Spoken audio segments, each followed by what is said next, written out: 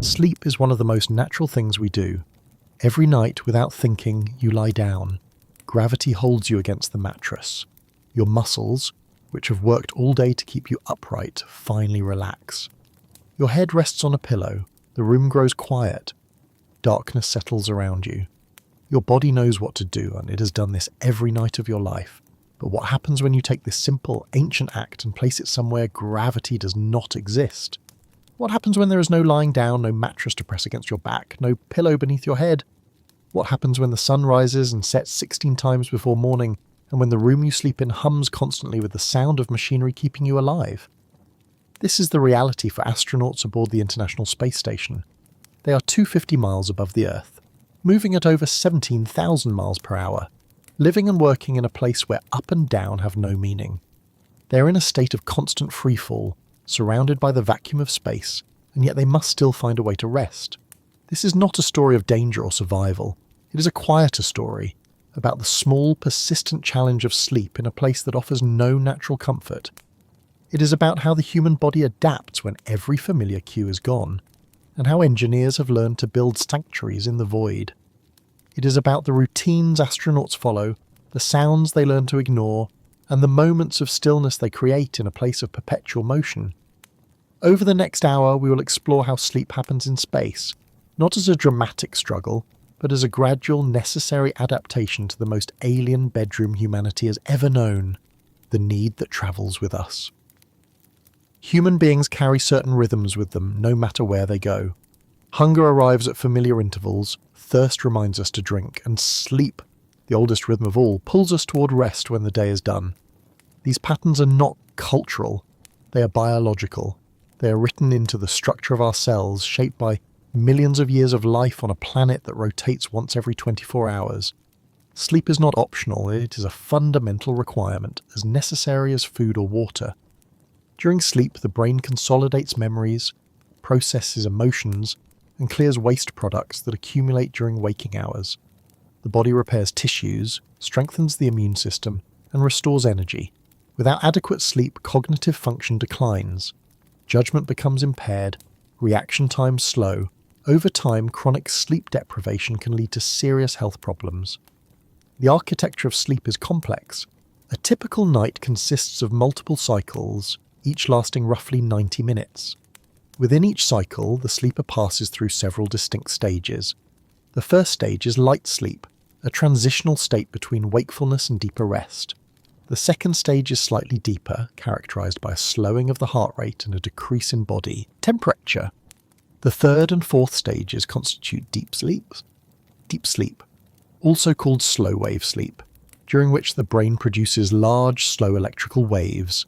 This is the most restorative stage, when the body performs most of its physical repair work.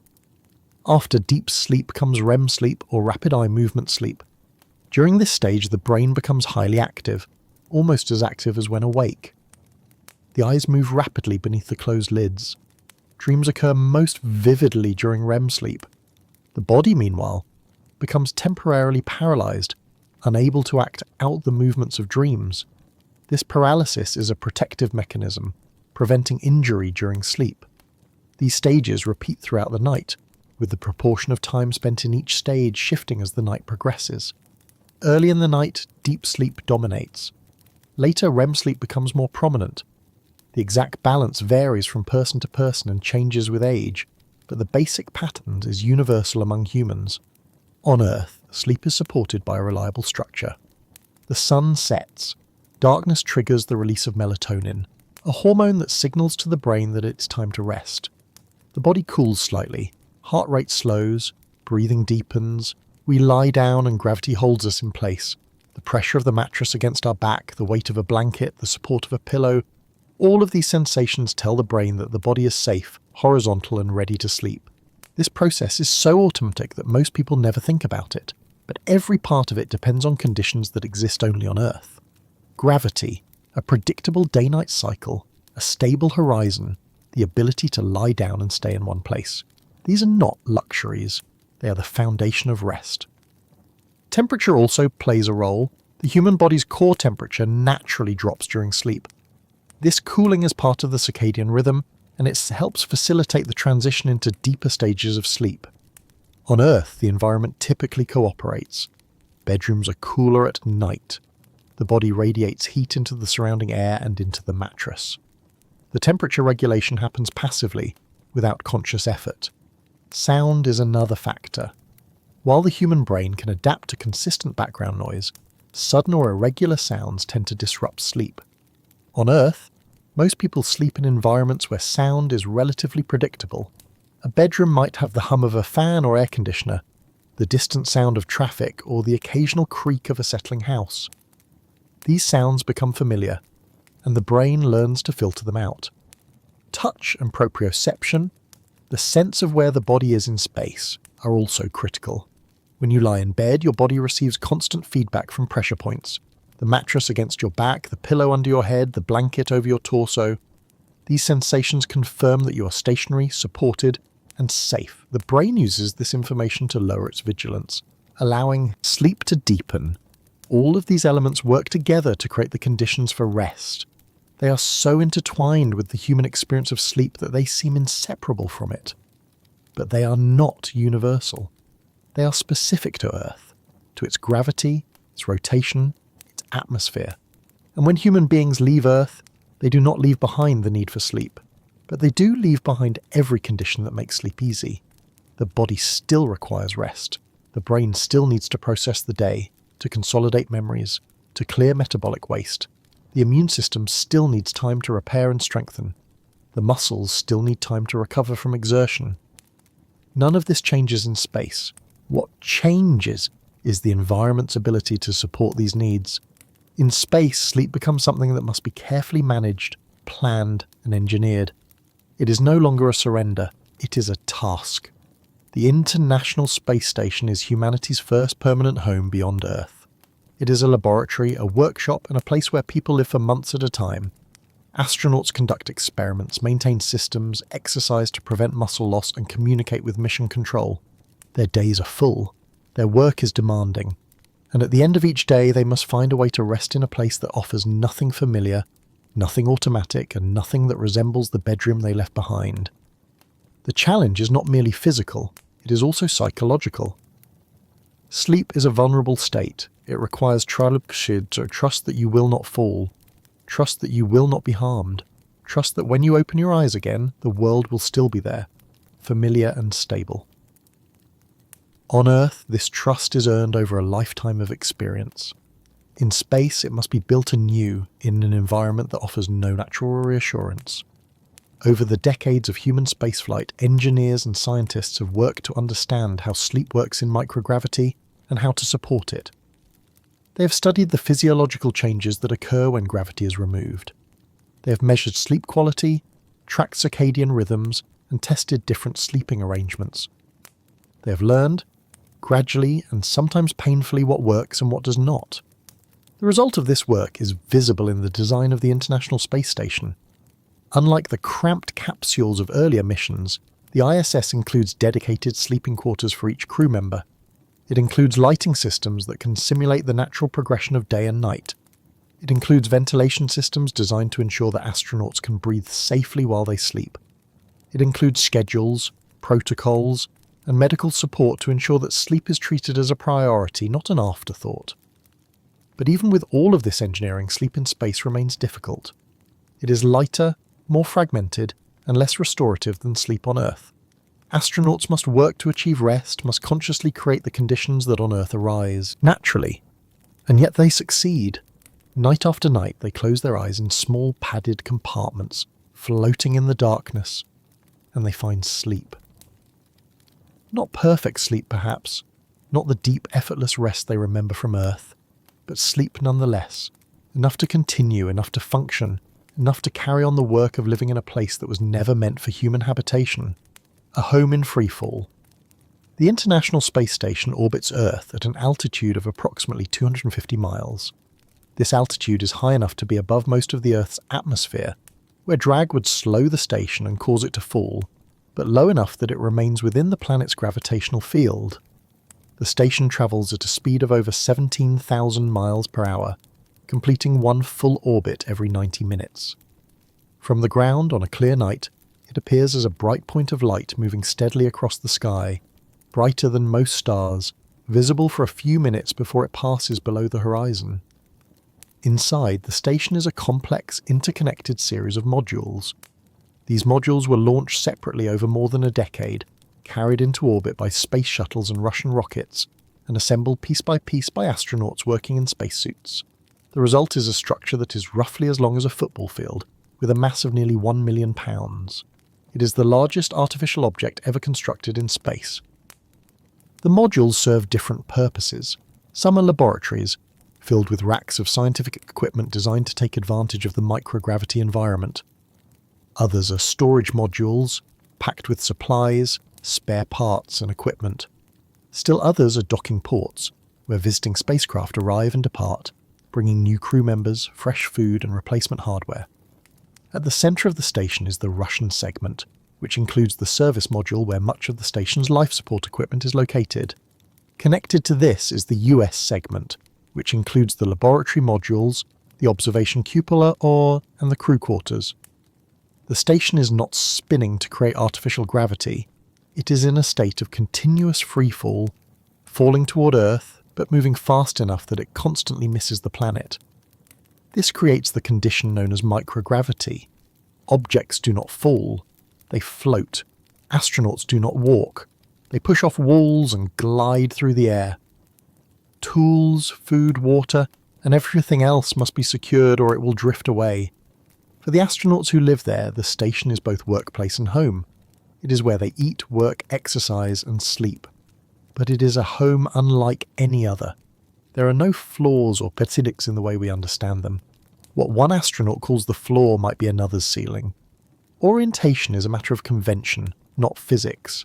The station's designers have labelled one side as down and installed handrails and foot restraints to help astronauts move through the modules, but this is purely for convenience. In microgravity there is no true up or down. The interior of the station is functional. Walls are lined with equipment, cables, and storage lockers. Lighting is bright and even, designed for work rather than comfort. The modules are narrow, with just enough room for 1 or 2 people to pass each other. In some areas the passage is so tight that astronauts must coordinate their movements, waiting for one person to float through before the other can follow. There are no hallways in the traditional sense, just cylindrical tubes connecting one module to the next. There are no windows in most areas. The walls are opaque metal or composite material, necessary for structural strength and radiation shielding. But in a few places, windows have been installed, offering views of the Earth below and the blackness of space beyond. The most famous of these is the cupola, an observation module with 7 windows arranged in a dome. From here, astronauts can watch the Earth turn beneath them, observe spacecraft as they approach for docking, and look out into the infinite dark. The station is crowded. 6 astronauts typically live aboard at any given time, drawn from space agencies around the world. NASA, Roscosmos, the European Space Agency, the Japanese Aerospace Exploration Agency, and occasionally the Canadian Space Agency. They share the living space, the galley, the exercise equipment, and the single bathroom. Privacy is limited. There are no hallways to retreat down, no doors to close, no rooms set apart from the hum and activity of the station. For most of the day, astronauts work in close quarters, aware of each other's presence, their voices, their movements. This lack of privacy extends to rest. In the early days of human spaceflight, there were no dedicated sleeping areas. Astronauts on the Apollo missions slept wherever they could find space, sometimes in hammocks strung across the small command module, sometimes simply floating in their seats. They took turns, with 1 or 2 crew members sleeping while the others worked. Rest was brief and uncomfortable. The missions were short enough that this was considered acceptable, but astronauts reported feeling fatigued throughout the mission, and some experienced significant sleep deprivation. The space shuttle offered a modest improvement. Crews had access to sleep stations, stacked bunks built into the walls of the middeck, each with a sleeping bag and a curtain for privacy. These stations were narrow, more like vertical closets than beds, but they provided a defined space for sleep and a barrier against the light and activity of the cabin. Still, the middeck was a busy area. It housed the galley, the bathroom, and often additional equipment for experiments or payload operations. Noise and light were constant issues. Astronauts sleeping in the bunks could hear conversations, the clanking of equipment, and the whir of fans and pumps. The International Space Station represents the first serious attempt to create a home in space, a place designed for long-duration missions where astronauts might live for 6 months or more. Sleep, it was understood, could not be an afterthought. It had to be planned for, engineered, and given its own dedicated space. And so the station was built with individual sleeping quarters, small private cabins where an astronaut could close a door and be alone. This decision reflected a growing understanding of the psychological demands of long-duration spaceflight. Earlier missions, lasting only days or weeks, could tolerate a certain degree of discomfort and stress, but missions lasting months required a different approach. Astronauts needed time away from their crewmates, time to decompress, time to be alone with their thoughts. Without this, the risk of interpersonal conflict increased, and the psychological well-being of the crew suffered. The design of the sleeping quarters also reflected practical considerations. In the absence of gravity, a bed is not a horizontal surface. It is a containment system, a way to keep the sleeping person in one place. The quarters needed to provide this containment along with ventilation, lighting, and enough space for personal items. They needed to block out the light and noise of the station, creating an environment where rest was possible. And they needed to be compact, because every cubic foot of space on the station is valuable, expensive, and carefully allocated. The result is the crew quarters, a small but functional space that has become the astronaut's sanctuary, their only true refuge from the demands of the mission. The feeling of floating. For an astronaut arriving at the International Space Station for the first time, the sensation of microgravity is immediate and disorienting. The moment the spacecraft docks and the hatch opens, weight disappears.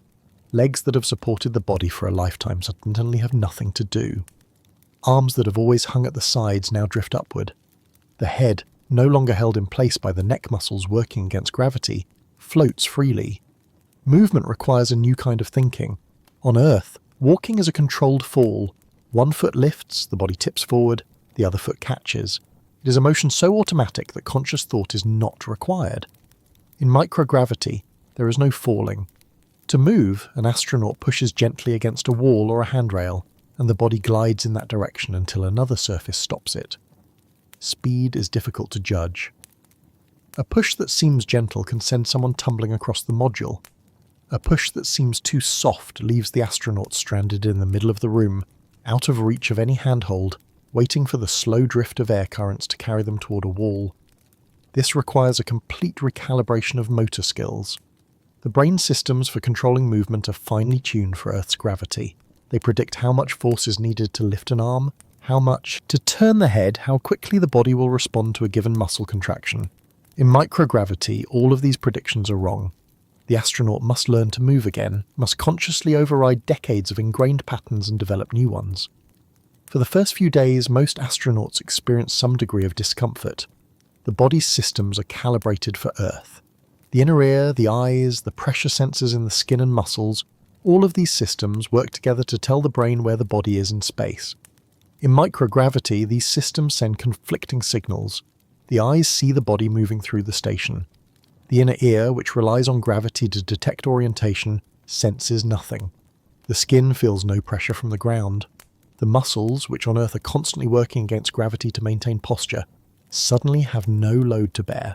The brain receives all of this information and tries to make sense of it, and the result is often nausea, dizziness, and a vague sense of confusion. This condition is known as space adaptation sickness, or SAS. It affects roughly half of all astronauts to some degree. Symptoms usually peak during the first 2 or 3 days and then gradually fade as the brain learns to ignore the contradictory signals and rely more heavily on visual cues. Some astronauts experience only mild discomfort, a slight queasiness, a feeling of being off balance. Others are temporarily incapacitated, unable to work, focused entirely on not vomiting inside their helmet or into the station's ventilation system. Vomiting in microgravity is particularly unpleasant.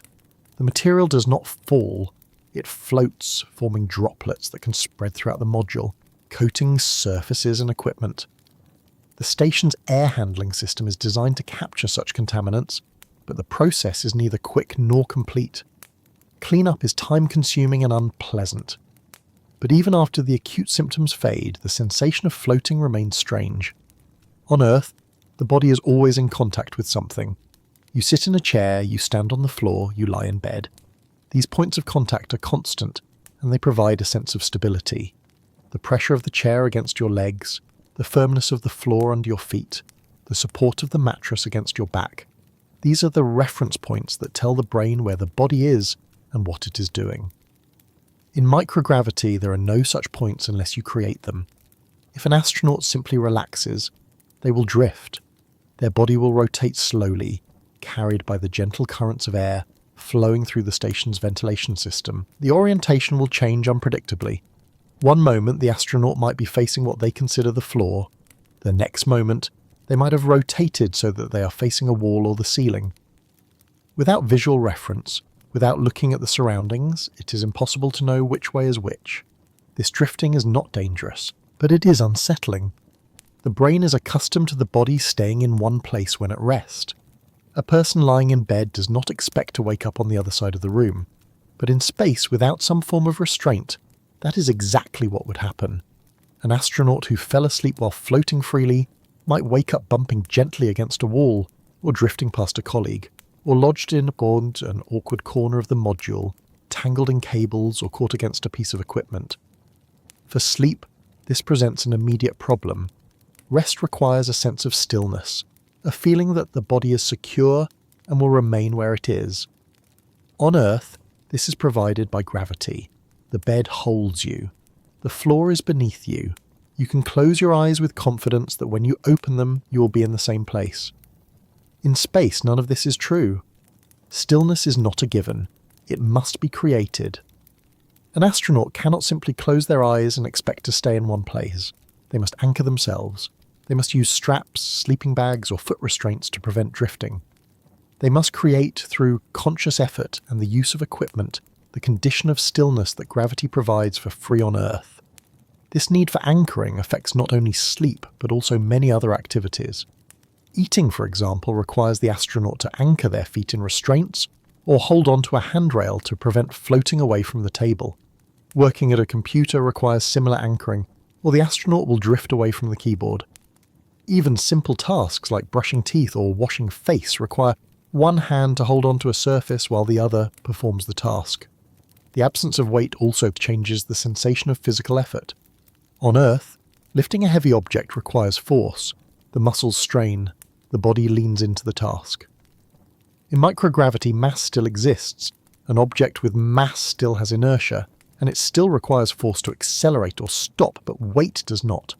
A heavy object does not feel heavy when you lift it. It feels neutral. But once it is moving, stopping it requires effort. The astronaut must push against it, must use their muscles to counteract its momentum. This creates a strange disconnect between visual appearance and physical sensation. A large, heavy-looking object, a storage locker, a piece of equipment, can be moved with a gentle push, but once moving it becomes dangerous.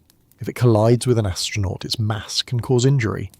The station's interior is filled with sharp corners, protruding equipment, and hard surfaces. An astronaut drifting out of control, or an unsecured object floating through a module, can cause significant harm. For all these reasons, astronauts must remain constantly aware of their position and motion. They must think before they move.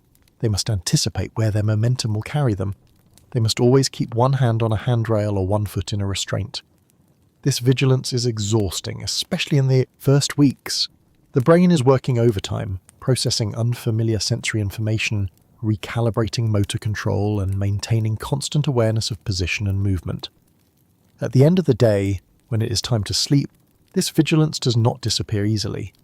The astronaut must consciously let go of it, must trust that the sleeping bag will keep them in place, must accept that they are safe even though every instinct is telling them that they are drifting, falling out of control. This mental transition is one of the first and most persistent challenges of sleeping in space. The head that will not drain. The human body is designed to function under the constant pull of gravity. Every system, from the cardiovascular to the skeletal to the lymphatic, has evolved to operate in an environment where there is a clear up and down, where fluids are pulled downward, and where the body must constantly work to pump blood and other fluids upward against this force. The heart, for example, is a remarkably efficient pump. It contracts roughly once per second, pushing blood through a network of arteries, capillaries and veins that, if laid end to end, would stretch for tens of thousands of miles.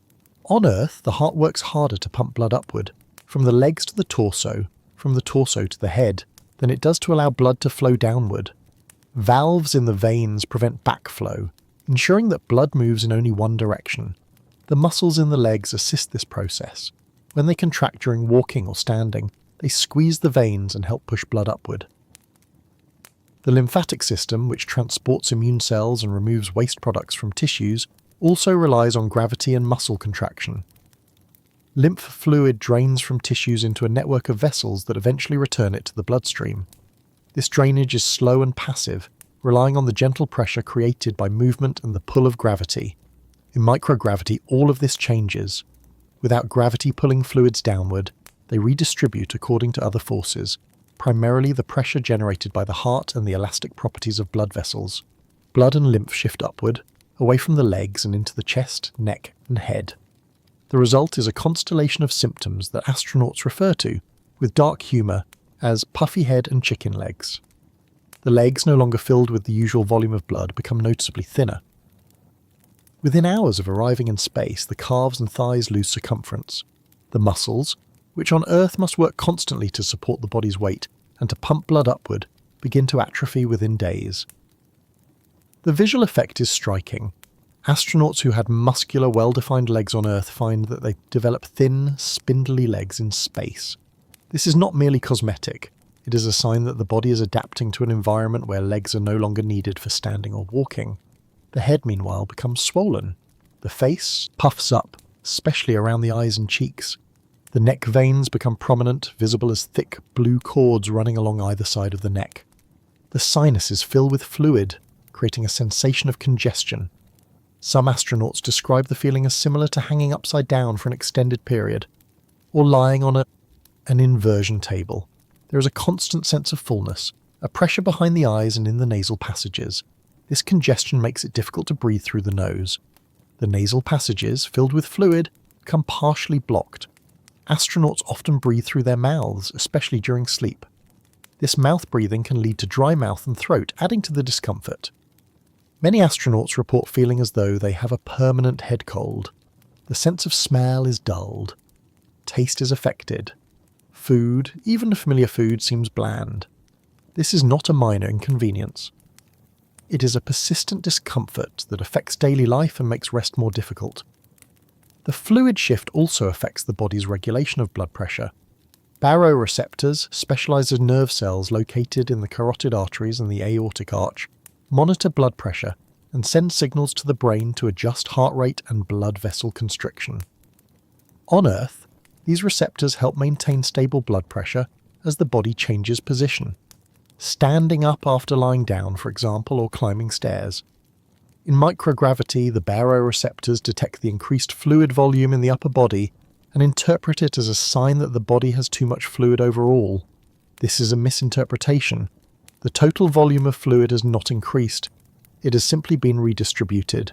But the baroreceptors do not distinguish between total volume and local concentration. They respond as they would on Earth to an excess of fluid. They trigger mechanisms to reduce fluid volume. One of these mechanisms involves the kidneys.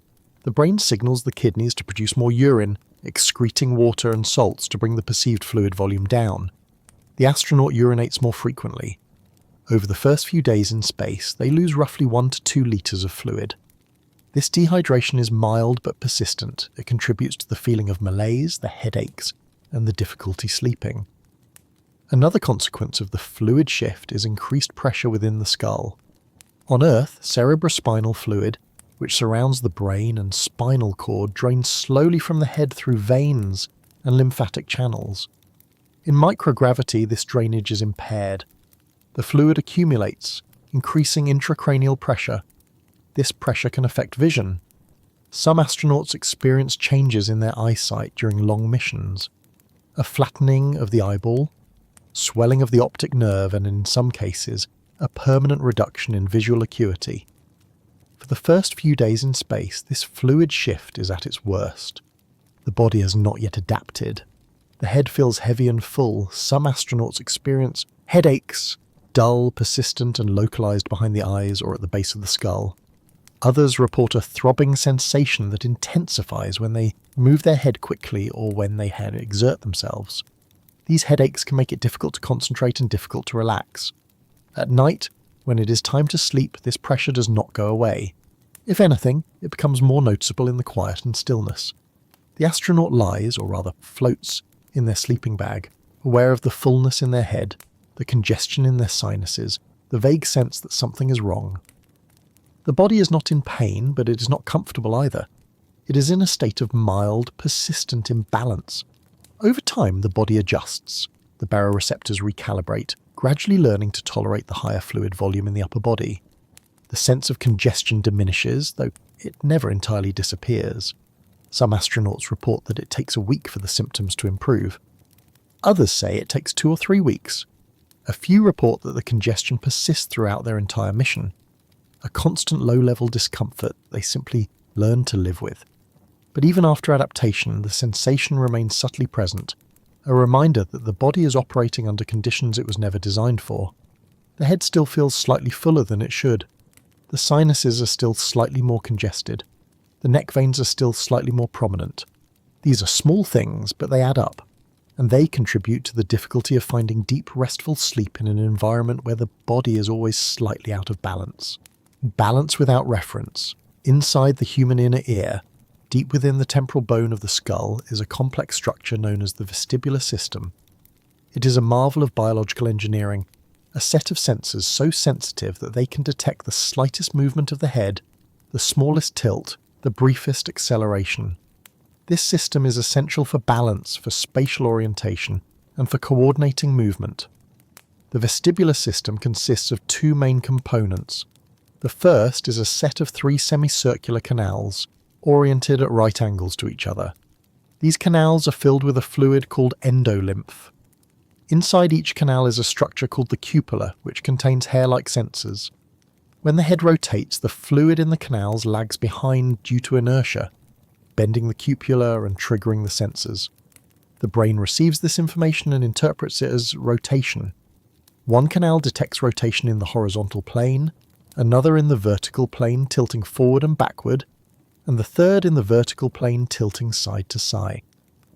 The second component consists of 2 sac-like chambers called the utricle and the saccle. These chambers also contain fluid and hair-like sensors, but they include an additional feature: tiny crystals of calcium carbonate called otoliths. These crystals are denser than the fluid, and, on Earth, they settle downward under the pull of gravity. As the head tilts or accelerates, the otoliths shift position, bending the sensors and sending signals to the brain about the direction of gravity and the motion of the head.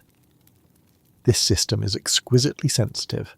It can detect accelerations as small as a few thousandths of a g, changes in head position as subtle as a fraction of a degree. It works seamlessly with the eyes and the proprioceptive sensors in the muscles and joints to create a stable sense of balance and orientation. When you walk, your vestibular system tells you whether you are upright or leaning, whether you are moving forward or sideways, whether you are on level ground or on a slope. When you lie down, it confirms that you are horizontal. When you close your eyes in a dark room, it tells you which way is up. In microgravity, this system loses its primary reference point.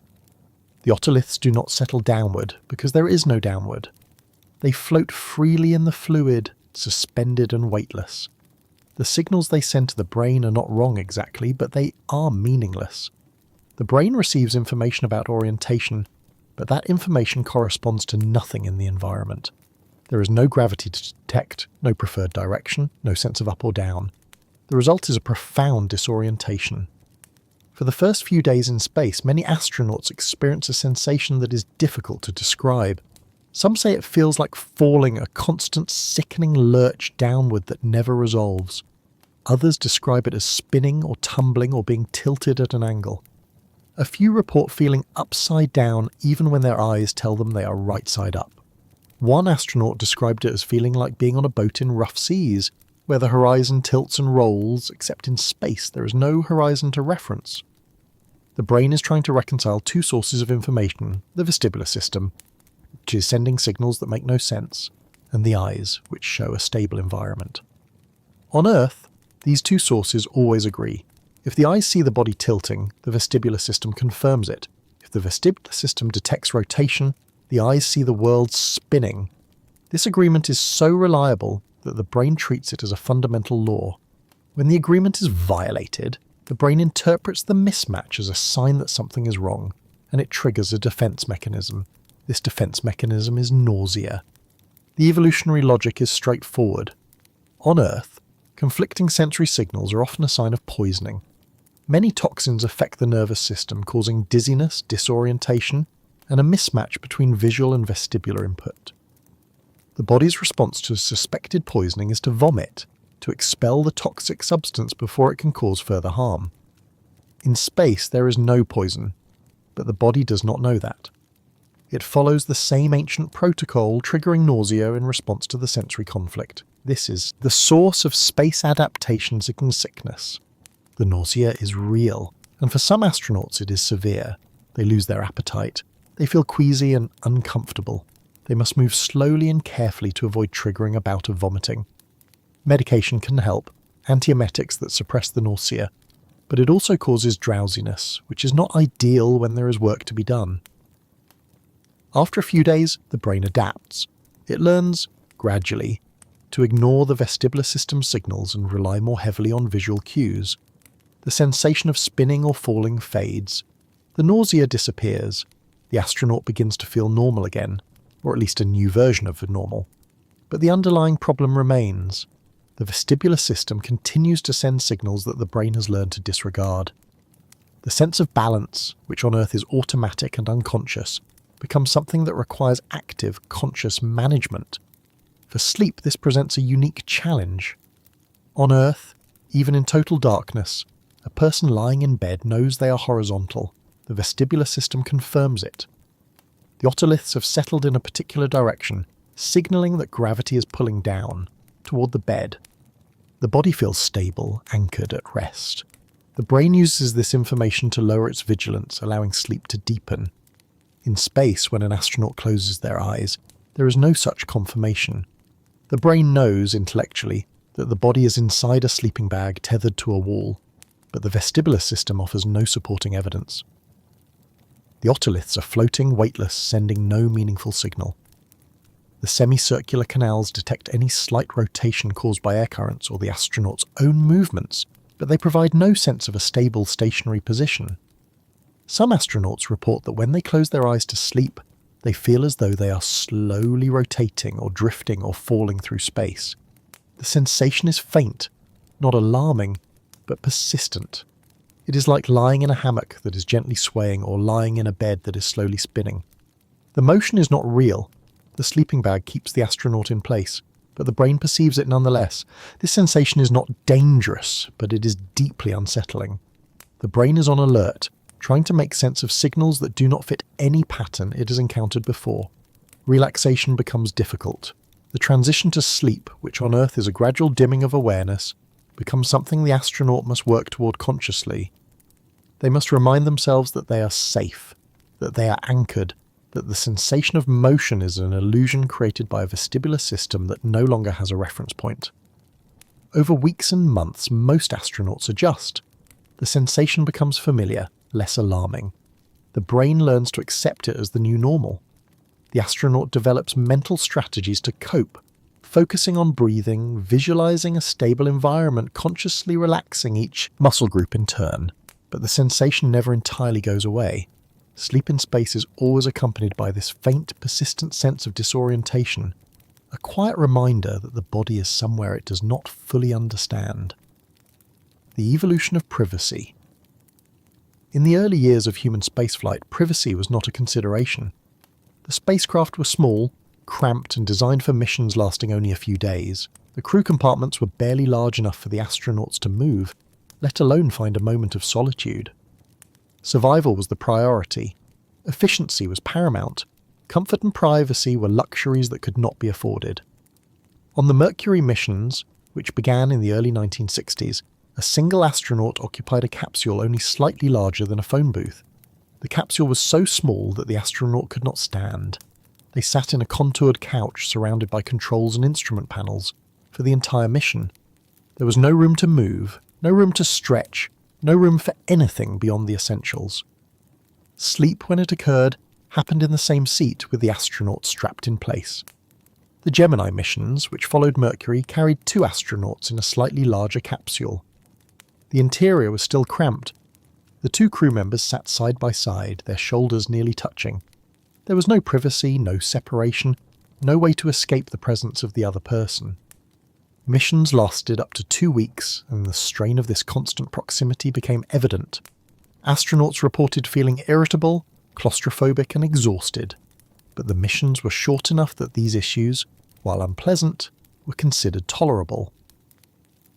The Apollo missions, which sent 3 astronauts to the moon, offered slightly more space, but not much. The command module, where the crew lived during the journey to and from the moon, was roughly the size of a large car's interior. Inside were 3 couches, control panels, storage lockers, and navigation equipment. The astronauts had just enough room to float between the seats and the equipment racks, but there was no dedicated living area, no galley, no bathroom. Waste management was handled with bags and tubes, a process that was both uncomfortable and undignified. At night, the astronauts slept wherever they could find room. There were no beds, no sleeping compartments, no designated sleeping areas. Some astronauts strung hammocks beneath the couches, using elastic cords to create a makeshift bed. Others simply floated in their seats, secured by loose straps.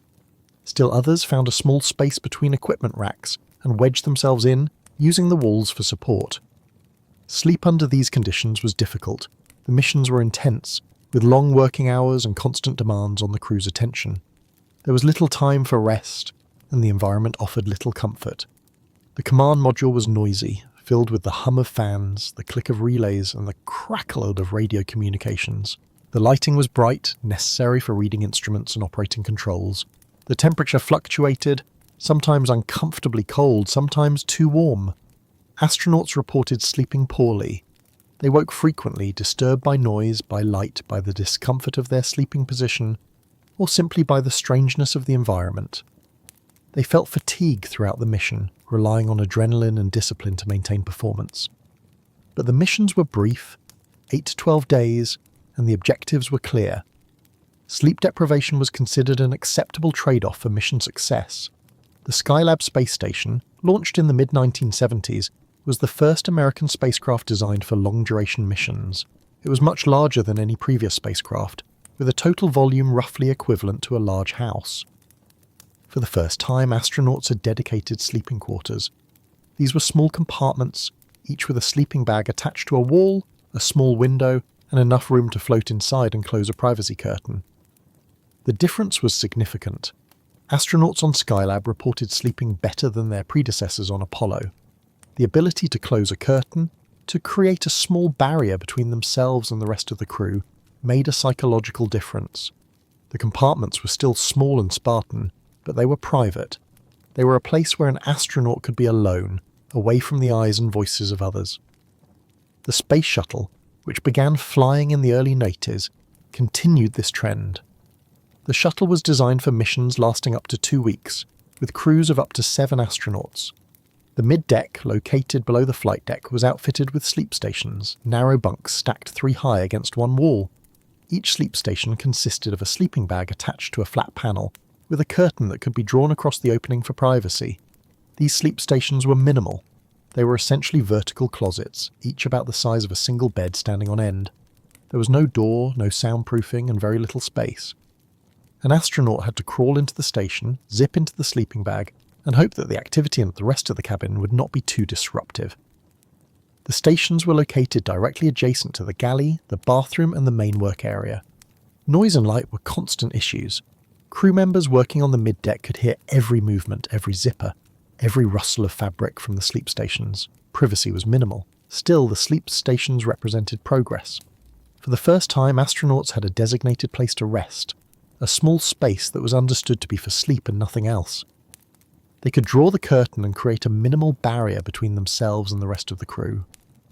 It was not comfortable, but it was better than floating freely in the cabin, trying to sleep while others worked inches away. The International Space Station, assembled over more than a decade beginning in the late 90s, was designed from the outset for long-duration missions. Astronauts would live aboard for 6 months or more, and it was understood that their health and performance depended on adequate rest. For the first time, the design of the station included individual sleeping quarters for each crew member. These quarters are known as crew quarters, or CQs. They are small, roughly the size of a vertical phone booth, or about the volume of a single bed standing on end. But they are private. Each has a door that closes, walls that block out light and some of the noise, and enough space for a sleeping bag, a laptop, a reading light, and a few personal items. The introduction of the crew quarters was a significant shift in the design philosophy of human spaceflight. It acknowledged that privacy is not a luxury but a necessity, that rest requires separation from the noise and activity of the workplace, that astronauts, like all human beings, need a place where they can be alone with their thoughts, away from the eyes and voices of others, that psychological well-being is as important as physical health, and that both depend on having a space that is truly one's own. Each astronaut on the ISS is assigned their own crew quarters. It is the only space on the station that is truly theirs, the only place they can close a door and know that they will not be disturbed unless there is an emergency. It is their bedroom, their office, their reading nook, and their refuge. It is where they go to sleep, to think, to decompress, and to remember the life they have left behind on Earth. The crew quarters. The crew quarters are located in the Node 2 module, also known as Harmony. This module serves as the central hub of the US segment of the station, connecting the laboratory modules, the airlock, and the docking ports for visiting spacecraft. It is a busy area with astronauts passing through frequently, moving equipment, conducting experiments, and coordinating activities. But along one wall of Node 2 are 4 small compartments, each identical in size and layout. These are the crew's sleeping quarters. From the outside, each crew quarters looks like a rectangular hatch, roughly 2 feet wide and 3 feet tall. The hatch is hinged and can be closed to seal the compartment. When open, it reveals a narrow vertical space, about 7 feet tall and just wide enough for an astronaut to float inside and turn around. The interior volume is approximately the same as a large refrigerator or a small closet standing on end. The interior walls are padded, covered in soft, flame-resistant fabric. This serves 2 purposes. It provides some sound insulation, muffling the noise from the rest of the station, and it creates a surface that is more comfortable to touch than bare metal or plastic. The padding is usually a neutral colour, beige, grey or blue, chosen for its calming effect, and its ability to hide stains and wear. Some astronauts personalise their quarters by adding their own fabric panels or decorations, creating a small patch of individuality in an otherwise utilitarian environment. Inside the compartment, the astronaut has access to a few essential features. Mounted on one wall is a small laptop computer, secured in a bracket that holds it at a convenient viewing angle. This laptop is the astronaut's primary tool for communication, entertainment and monitoring station systems. It can access email, allowing the astronaut to stay in touch with family and friends on Earth. It can display movies, music and books, providing a source of relaxation and distraction. And it can show real-time data from the station's systems, allowing the astronaut to monitor their surroundings even while resting. Adjacent to the laptop is a reading light, adjustable and dimmable. It can be directed at the laptop screen, at a book, or any other part of the compartment. The light is LED-based, energy efficient, and produces minimal heat. It can be adjusted to emit a warm, low-intensity glow suitable for winding down before sleep, or a brighter, cooler light for reading or working. Below the laptop is a small ventilation fan. This fan is critical. It circulates air through the compartment, ensuring that fresh, oxygen-rich air reaches the astronaut and that exhaled carbon dioxide is removed. The fan is mounted near the head of the sleeping bag, and it blows a constant stream of air across the astronaut's face. The airflow is gentle but persistent, necessary to prevent the buildup of a carbon dioxide bubble around the astronaut's head during sleep. The walls themselves serve as storage. Astronauts attach pouches, clips, and small containers using Velcro or elastic straps. These hold personal items, photos of family members, a favourite book, headphones, earplugs, toiletries, a small stuffed animal, a piece of jewellery. Some astronauts bring mementos from home, a flag from their country, a patch from a previous mission, a note from a child. These items are not merely decorative. They are psychological anchors, reminders of the world below, connections to the people and places the astronaut has left behind. One astronaut might cover the walls with photos, creating a collage of faces and places that tell the story of their life on Earth. Another might keep the walls sparse, preferring a minimalist aesthetic that emphasizes calm and simplicity. A third might bring objects with personal significance, a small cross, a Buddha figurine, a lucky charm. Each crew quarters becomes a reflection of its occupant, a tiny, intensely personal space in an otherwise shared and public environment. The most important element of the crew quarters is the sleeping bag. It is tethered to the back wall of the compartment with rigid straps. The bag is made of a lightweight, breathable fabric similar to a standard camping sleeping bag on Earth. It has a zipper running down the front, allowing the astronaut to enter and exit easily. Inside, the bag is lined with a softer material, comfortable against the skin. The sleeping bag's primary function is not warmth. The temperature inside the station is kept at a comfortable level, roughly 70 degrees Fahrenheit, and additional insulation is not necessary. Instead, the sleeping bag serves a single critical function. It keeps the astronaut in one place. Without it, the astronaut would drift, carried by air currents, potentially waking up in a different part of the station or tangled in equipment. The bag is tethered to the wall with straps that cannot easily come loose. These straps are checked regularly as part of the station's maintenance routine. A loose sleeping bag could drift during the night, carrying the sleeping astronaut with it, and this could be both dangerous and disorienting. Some sleeping bags include additional features. There may be internal straps that the astronaut can fasten across their shoulders or chest. These straps provide a gentle pressure, a slight compression that some astronauts find comforting. The pressure is nowhere near as strong as the feeling of lying on a mattress, but it is similar enough to create a faint sense of familiarity, a reminder of what sleep used to feel like on Earth. Other sleeping bags have openings at the shoulders, allowing the arms to float free. This is a matter of personal preference. Some astronauts like having their arms outside the bag available to adjust the laptop, scratch an itch, or simply gesture in their sleep. Others prefer to keep their arms inside, fully enclosed, creating a sense of containment and security. If the arms are left outside, they will naturally float upward, bent at the elbow with the hands hovering near the face. This is the natural position for a relaxed arm in microgravity. The muscles are not working against gravity, and they assume a neutral, slightly flexed position. Astronauts call this the zombie pose, and many find it disconcerting. Waking up to see your own hands floating in front of your eyes, pale and motionless in the dim light, can be startling. Some astronauts become accustomed to it. Others never do, and they always keep their arms inside the sleeping bag. The orientation of the sleeping bag, and therefore of the crew quarters themselves, is arbitrary. Because there is no up or down in microgravity, each astronaut's compartment can be positioned however they prefer.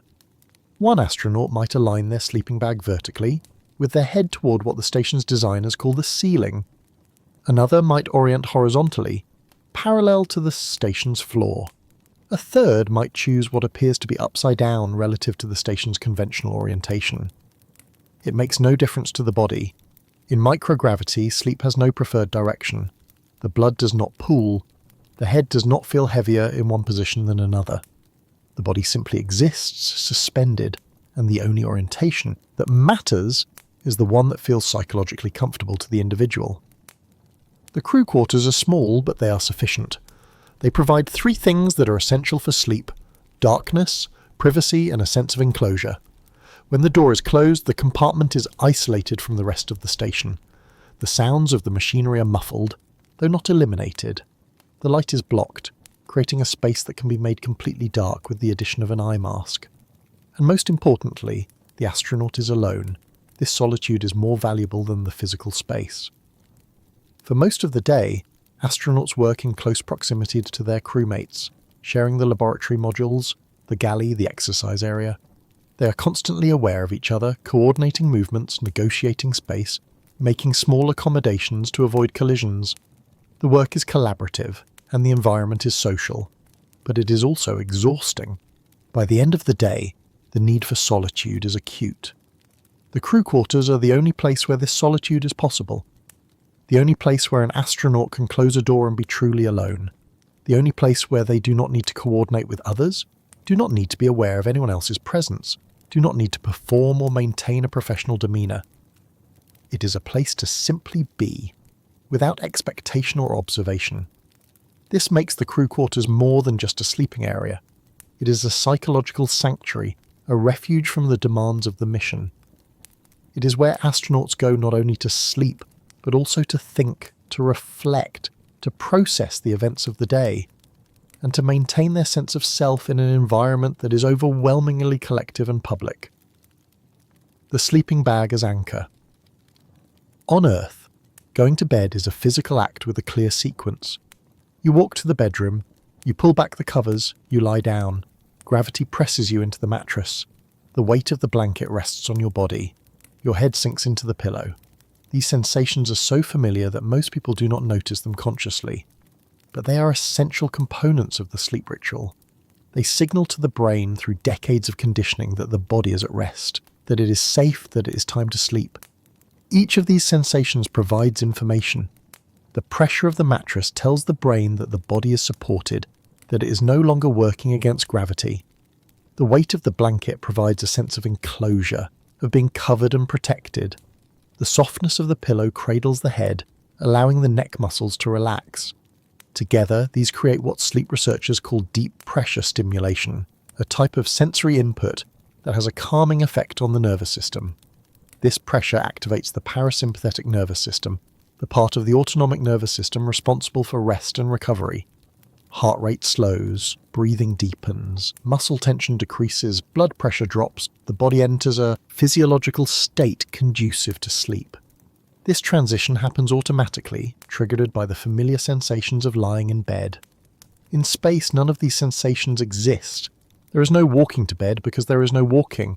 There is no lying down because there is no down. There is no mattress, no pillow, no weight of a blanket. If an astronaut simply closed their eyes and tried to sleep while floating freely, they would drift. They would rotate slowly, carried by the gentle air currents that circulate through the station.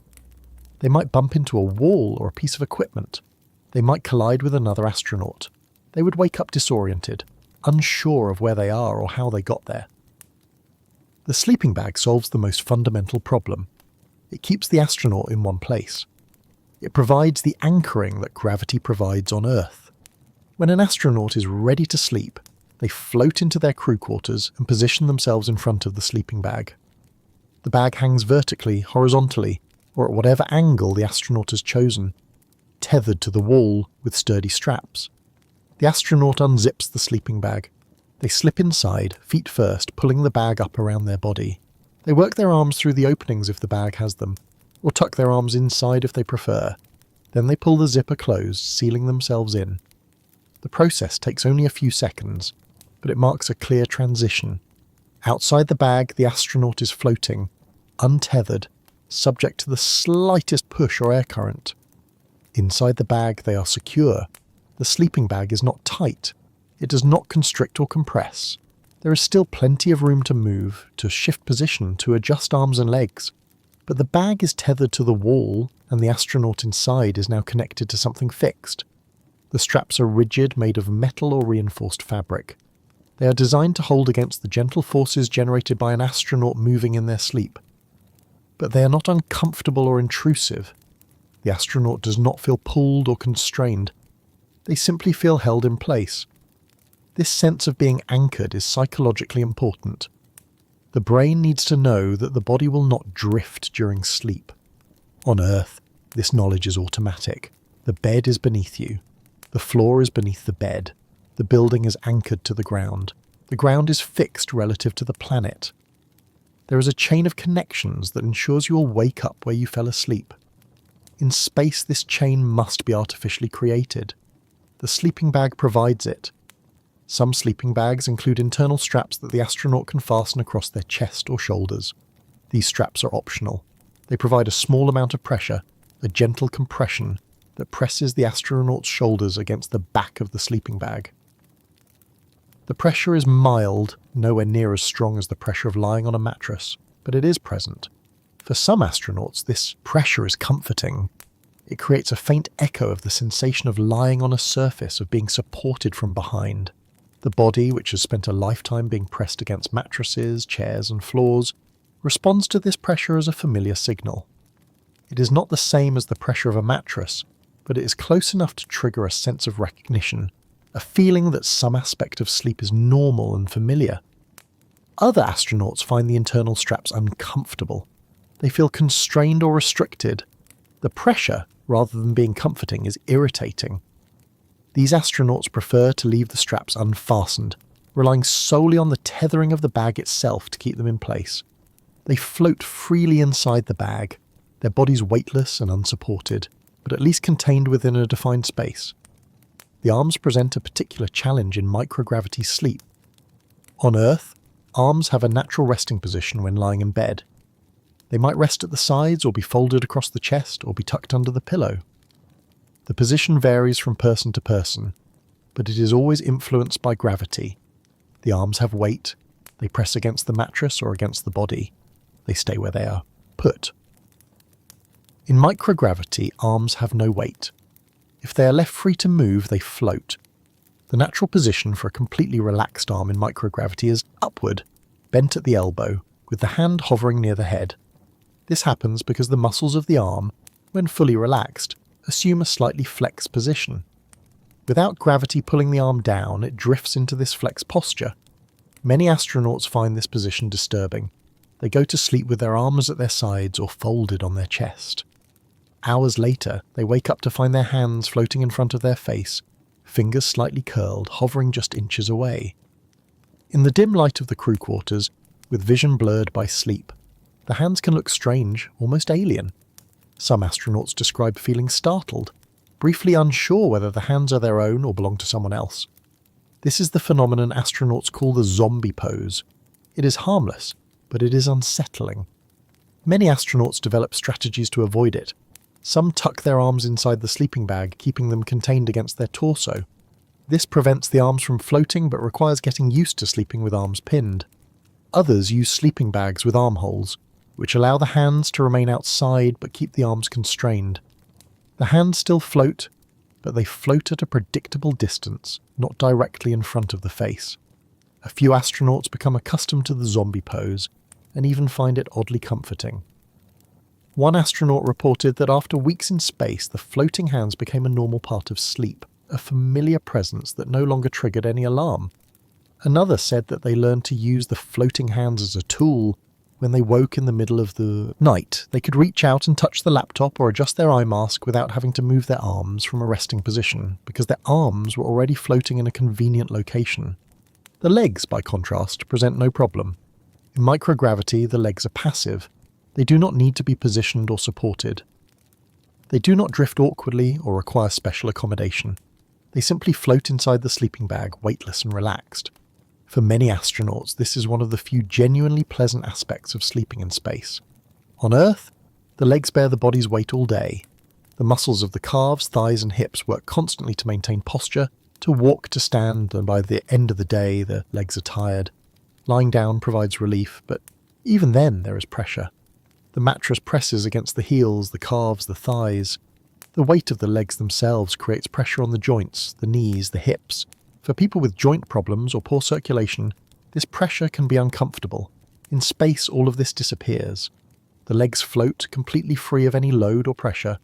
There is no weight on the knees, no pressure on the hips, no strain on the ankles. The legs simply exist, suspended in the sleeping bag, effortlessly supported by nothing. Several astronauts have commented on this, saying that their legs felt more rested in space than they ever did on Earth, despite the lack of a mattress or any visible means of support. The sleeping bag, then, is not a source of comfort in the traditional sense. It does not provide softness or warmth. It does not cradle the body or support the spine. It does not offer any of the physical pleasures associated with a good mattress and pillow. But it provides something more fundamental. It keeps the astronaut in one place. It creates a boundary, a sense of enclosure, and a small measure of pressure for those who want it. It transforms the act of sleeping from an act of drifting into an act of staying still. And in space, stillness is the first requirement of rest. Without it, sleep is impossible. With it, sleep becomes possible, though not easy. The sleeping bag does not make sleep comfortable, but it makes sleep achievable. And for an astronaut far from home, floating in a metal shell 250 miles above the Earth, that is enough. Orientation is a choice. One of the most disorienting aspects of life on the International Space Station is the absence of a universal up or down. On Earth, these directions are absolute and unchanging. Up is toward the sky, down is toward the ground. Every building, every room, every piece of furniture is oriented according to these directions. Floors are horizontal, walls are vertical, ceilings are overhead. A bed is a surface you lie on, parallel to the floor, perpendicular to the walls. These orientations are so fundamental that we rarely think about them. They are part of the physical grammar of our existence, the basic structure upon which all spatial understanding is built. When you enter a room, you immediately understand its orientation. The floor is beneath your feet, the ceiling is above your head, the walls are to your sides. This understanding is automatic, unconscious, and universal. In microgravity, these concepts are meaningless. There is no gravity pulling objects toward a floor, there is no floor in any functional sense. The station has surfaces, flat panels that form the boundaries of the modules, but they are all functionally equivalent. What one person calls the floor might be another person's ceiling or wall. There is no physical reason to prefer one orientation over another. The designers of the ISS did establish a conventional orientation. They designated one side of each module as the floor and the opposite side as the ceiling. They installed equipment racks, handrails, and foot restraints according to this convention. They painted labels and arrows indicating which direction is forward and which is aft. They created a consistent visual language to help astronauts navigate the station. But this convention is purely for convenience. It makes communication easier. When an astronaut says the tool is on the floor near the starboard side, the other astronauts know where to look. It also makes the modules feel more familiar, more like rooms in a building on Earth. The human brain is wired to understand spaces in terms of up and down, and maintaining this convention helps reduce cognitive load. However, the convention is not enforced by physics. An astronaut can work just as easily on the ceiling as on the floor. Many do, especially when space is limited, and multiple people need to occupy the same module. One astronaut might be working at a control panel on the floor, while another is working at a laptop mounted on the ceiling. Both of them upside down relative to each other, neither of them experiencing any discomfort or disorientation. This flexibility extends to the crew quarters. Each sleeping compartment can be oriented according to the astronaut's preference. The compartments are installed along the wall of Node 2, arranged in a row. From the station's conventional reference frame, they might appear to be oriented vertically, like a stack of phone booths standing upright. But inside each compartment, the astronaut is free to position their sleeping bag in any direction. Some astronauts orient their crew quarters so that their sleeping bag is aligned with the station's conventional floor. In this configuration, when they are inside the sleeping bag, they are oriented the same way they would be if they were standing on the floor. Their head is toward the ceiling and their feet are toward the floor. This orientation mirrors the way a person stands on Earth, and some astronauts find it psychologically comforting. It feels, in some small way, like sleeping in a normal bed, even though there is no lying down involved. Other astronauts prefer to orient their sleeping bag horizontally, parallel to the station's floor. In this configuration, their body is aligned the same way it would be if they were lying on a bed on Earth. Their head and feet are at the same height, neither higher nor lower. This orientation mirrors the traditional sleeping position, and some astronauts find it more conducive to rest.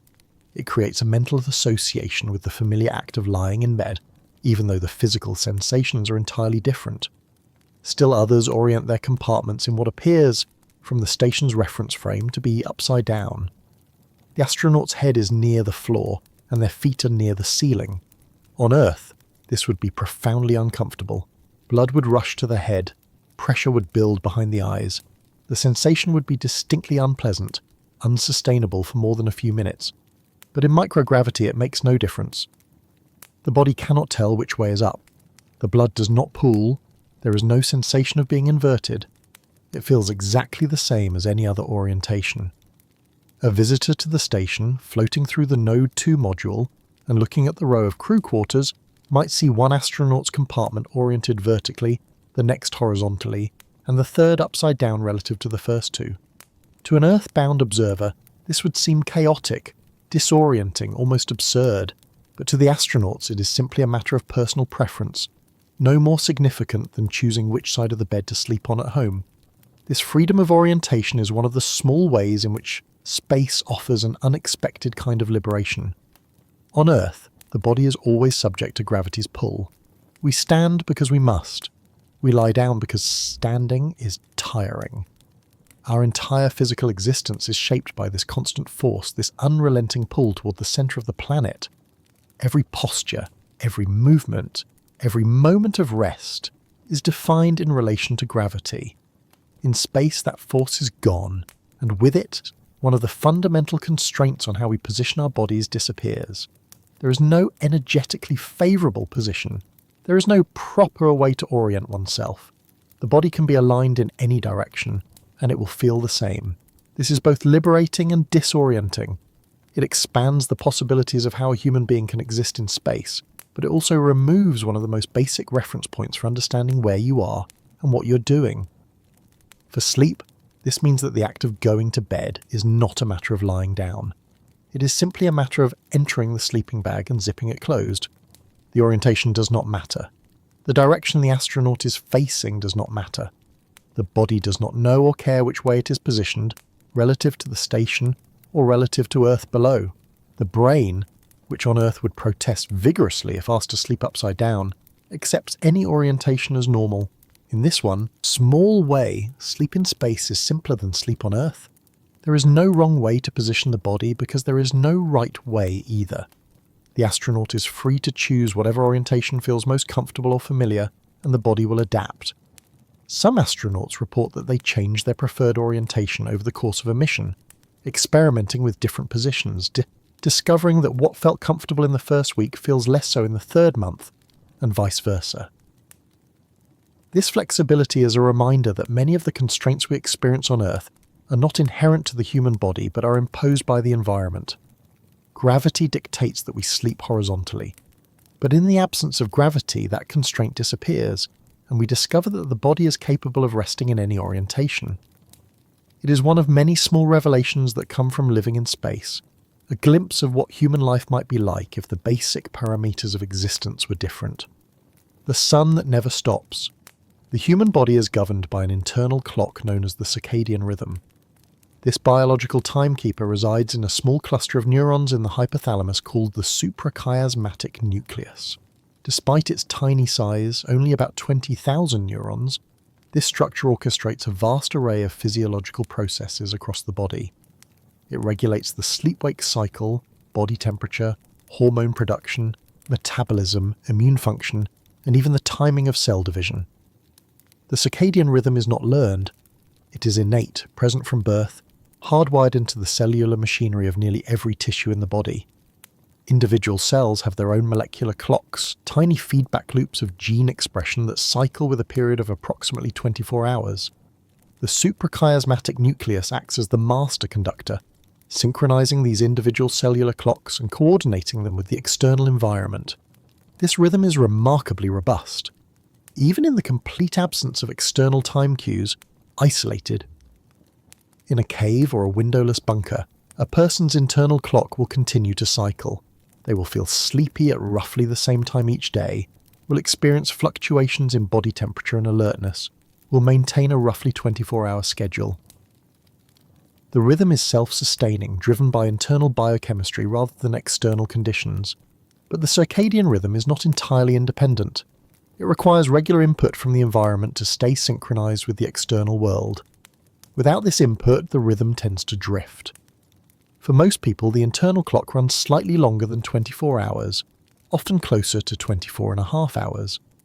Over time, without correction, this drift would cause a person's sleep schedule to shift later and later each day.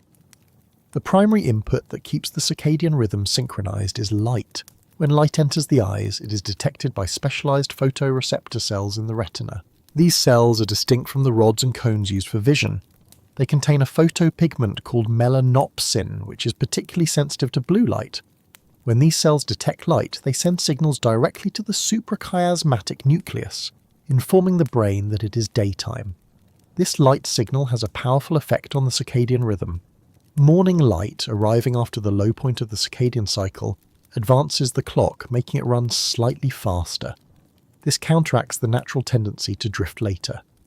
Evening light, arriving during the declining phase of the cycle, delays the clock, making it run slightly slower. Through this process of daily adjustment, the internal rhythm stays locked to the external day-night cycle. The most important hormone regulated by the circadian rhythm is melatonin. This hormone is produced by the pineal gland, a small endocrine organ buried deep in the brain. Melatonin production is directly suppressed by light exposure. During the day, when light levels are high, melatonin production is minimal. As evening approaches and light levels decline, the suppression lifts, and melatonin levels begin to rise. By nighttime, melatonin reaches its peak, signaling to the brain and body that it is time to sleep. This system works beautifully on Earth, where the sun rises and sets once every 24 hours. The light-dark cycle is predictable, consistent, and reliable. The circadian rhythm stays synchronized effortlessly. Even people who work night shifts or who live in polar regions with extreme seasonal light variations can maintain a functional rhythm by using artificial light strategically. But on the International Space Station, this system breaks down completely. The ISS orbits the Earth once every 90 minutes. This means that for every 24-hour period, the station passes through 16 complete day-night cycles. For 45 minutes, the station is bathed in sunlight. The light is brilliant, unfiltered by the atmosphere, harsher and brighter than any light experienced on Earth's surface. It streams through the windows, illuminating the modules with an intensity that can be uncomfortable to look at directly. Then the station passes into Earth's shadow. For 45 minutes it is in total darkness. The sun disappears abruptly. The modules are dark except for the artificial lighting. The view out the windows is black, with only the faint glow of city lights on the planet below and the distant stars beyond. Then the sun rises again. The transition from darkness to light is sudden, almost violent. One moment the station is in shadow. The next, brilliant sunlight floods through the windows, illuminating dust particles in the air, reflecting off metal surfaces, creating sharp contrasts of light and dark. If an astronaut's circadian rhythm were tied to these cycles, it would be in a state of constant chaos. The suprachiasmatic nucleus would receive a signal to wake up every 90 minutes, followed 45 minutes later by a signal to sleep. The melanopsin cells in the retina would detect light, triggering the suppression of melatonin, only to have darkness return before the hormone could fully decline. The body's internal clock would lose all coherence. The astronaut would experience a kind of perpetual jet lag, worse than any experienced on Earth, with no possibility of recovery. To prevent this catastrophic desynchronization, Mission Control imposes an artificial structure. The entire space station, regardless of where it is in its orbit, operates on a single time zone, Coordinated Universal Time, or UTC.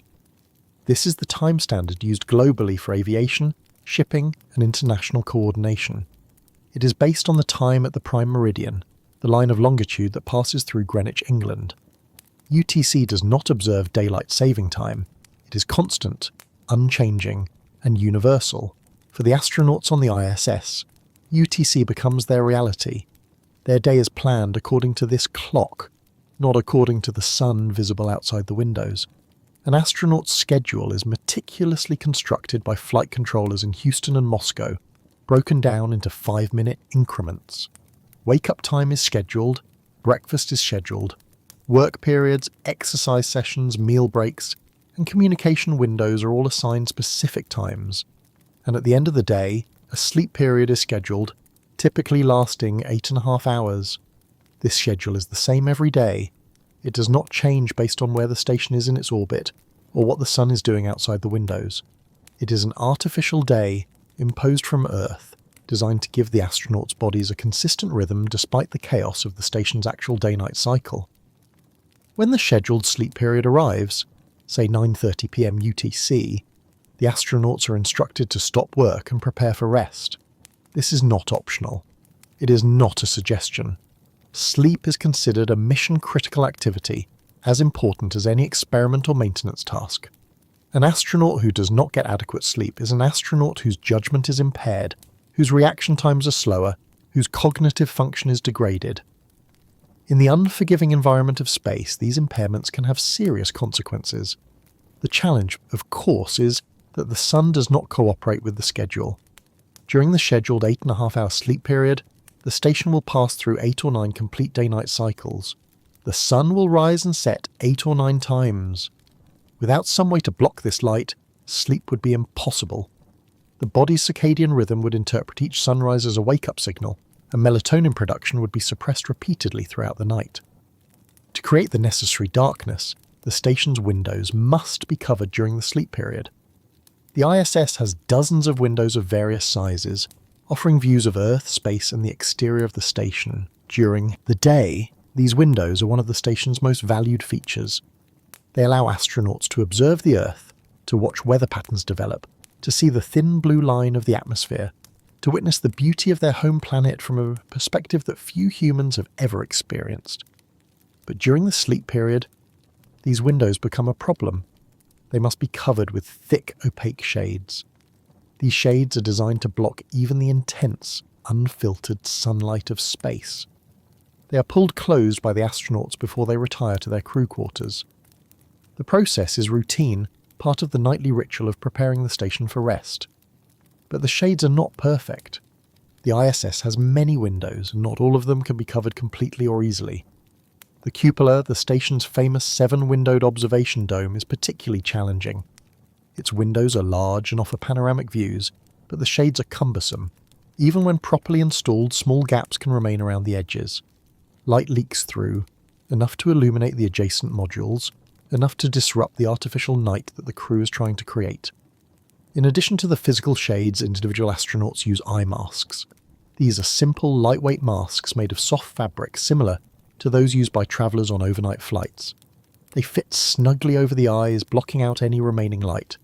Most astronauts wear them every night. Some find them uncomfortable at first but quickly adapt. Others rely on them so completely that they cannot sleep without them. The eye mask is one of the most commonly requested items on the station. Astronauts often bring their own from Earth, selecting a style that fits comfortably and stays in place despite the lack of gravity. A mask that slips off during the night is useless, and in the absence of weight to hold it against the face, the fit must be precise. Some astronauts use masks with adjustable elastic straps. Others prefer masks with Velcro closures. A few use masks with built-in padding that molds to the shape of the face, creating a light-tight seal. Beyond the physical barriers of shades and masks, the station's lighting system itself is used to help regulate the circadian rhythm. In the past, the station's interior was illuminated by simple fluorescent tubes. These lights produced a constant, unchanging white light, suitable for work but offering no variation throughout the day. They provided adequate illumination, but they did nothing to support the astronauts' circadian rhythms. The light was the same at breakfast, at lunch, and at midnight. In recent years, these fluorescent lights have been replaced with a sophisticated system of solid-state LEDs. These LEDs are capable of producing light at different wavelengths, and the station's computer system adjusts their output throughout the day according to a programmed schedule. During the crew's scheduled waking hours, the lights emit a blue-heavy spectrum similar to midday sunlight. This blue light is particularly effective at suppressing melatonin, and it signals to the brain that it is time to be awake and alert. The light is bright, with an intensity of several hundred lux, enough to support detailed work and reading. As the scheduled evening approaches, the lights begin to shift. The blue component is gradually reduced, and the red and yellow components are increased. The light becomes warmer, softer, more like the light of sunset or candlelight. This shift happens slowly, over the course of several hours, mimicking the gradual transition from day to night that would occur naturally on Earth. By the time the designated sleep period begins, the lights have shifted to their warmest setting. The blue light, which strongly suppresses melatonin, is minimized. The remaining light is predominantly red and orange, wavelengths that have little effect on melatonin production. The shift in color temperature allows melatonin levels to rise naturally, preparing the body for sleep. The modules are not made completely dark during the sleep period. Some light remains, enough for safety. If an astronaut wakes during the night and needs to move through the station, to use the bathroom, to check on a system alarm or to respond to an emergency, they need to be able to see. But the lighting is dim, warm, and non-stimulating. It is enough to navigate by, but not enough to suppress melatonin or disrupt sleep. This system of advanced lighting represents a significant improvement over the station's earlier fluorescent lights. It provides the circadian rhythm with at least one consistent cue, one reliable signal of day and night. It is not perfect. It cannot replicate the complex spectrum of natural sunlight or the gradual organic transition of a real sunset. But it is far better than the alternative of constant unchanging white light. Some astronauts also use personal lights in their crew quarters for reading or working in the hour before sleep. These are small adjustable lamps that can be dimmed and directed. Many astronauts read before sleeping, or watch movies on their laptops, or send emails to family. The light from a laptop screen is bright and blue-rich, and it can interfere with melatonin production, making it harder to fall asleep afterward. To mitigate this, many astronauts use software that adjusts the screen's colour temperature in the evening. This software, often called a night mode, reduces the blue light emitted by the screen and increases the red and yellow components. The screen takes on a warm orange tint that is less stimulating to the circadian system. The change is subtle, but studies suggest it can make a measurable difference in sleep quality. All of these measures, shades, eye masks, adjusted lighting, screen filters, are necessary because the environment offers no natural cues. The sun outside the station rises and sets on its own schedule indifferent to human need.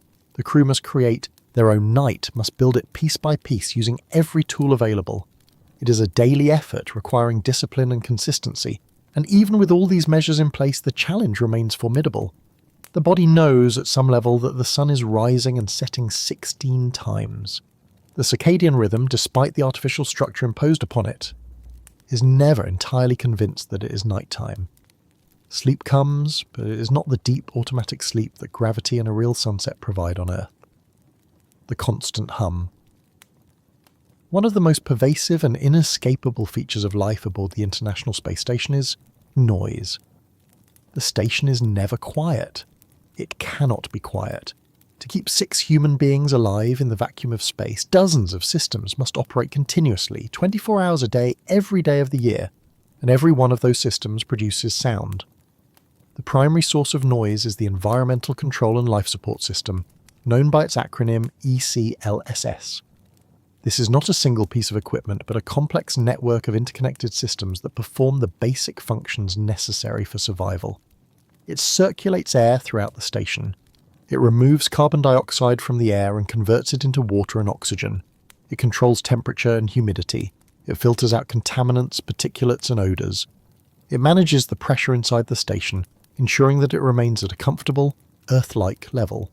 Each of these functions requires machinery. Air circulation requires fans large and powerful, capable of moving hundreds of cubic meters of air per minute through the station's narrow corridors and compartments. Carbon dioxide removal requires chemical scrubbers, devices that pass air through beds of lithium hydroxide or amine-based compounds that bind with CO2 molecules. Water recycling requires pumps, filters, distillation units, and separators that can function in microgravity where liquids do not settle or flow naturally.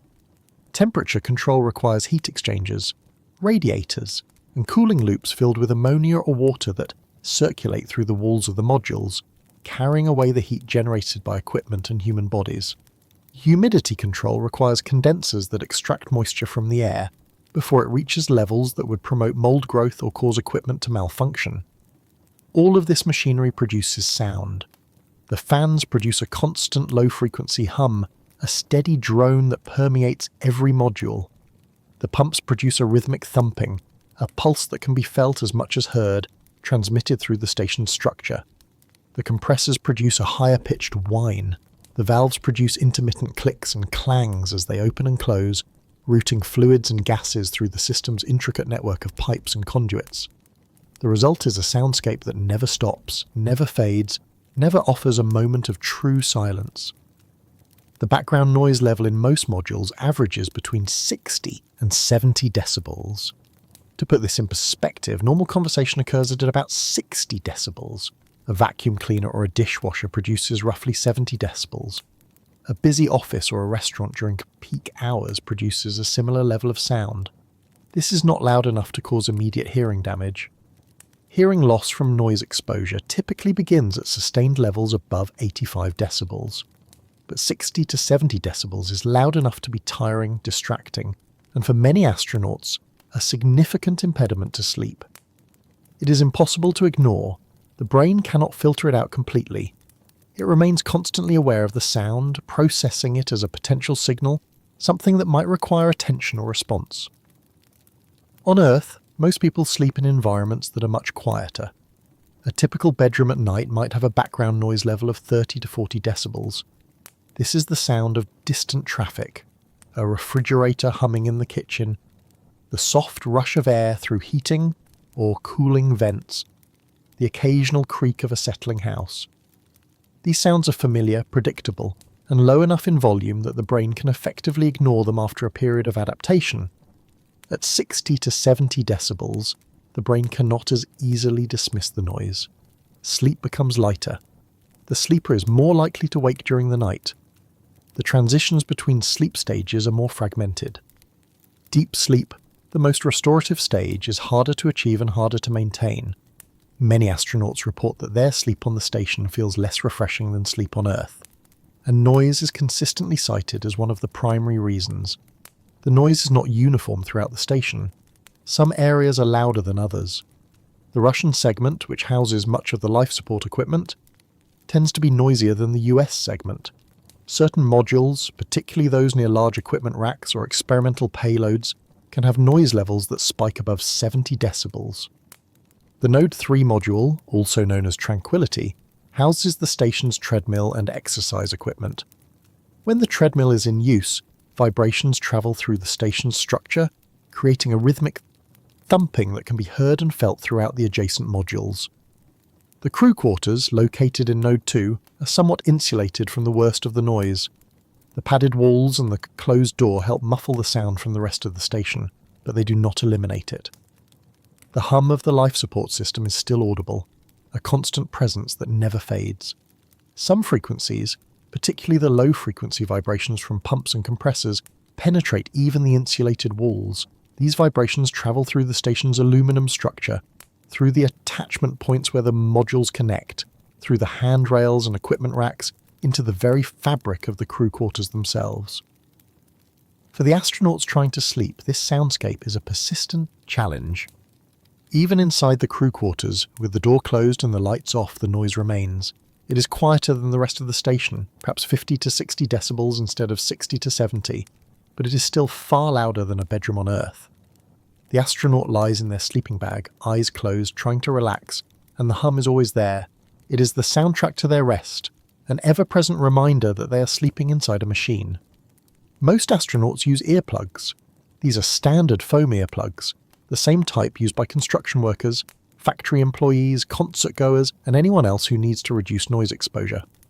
They are cylindrical pieces of soft foam that compress when squeezed and then expand to fill the ear canal, creating a seal that blocks sound.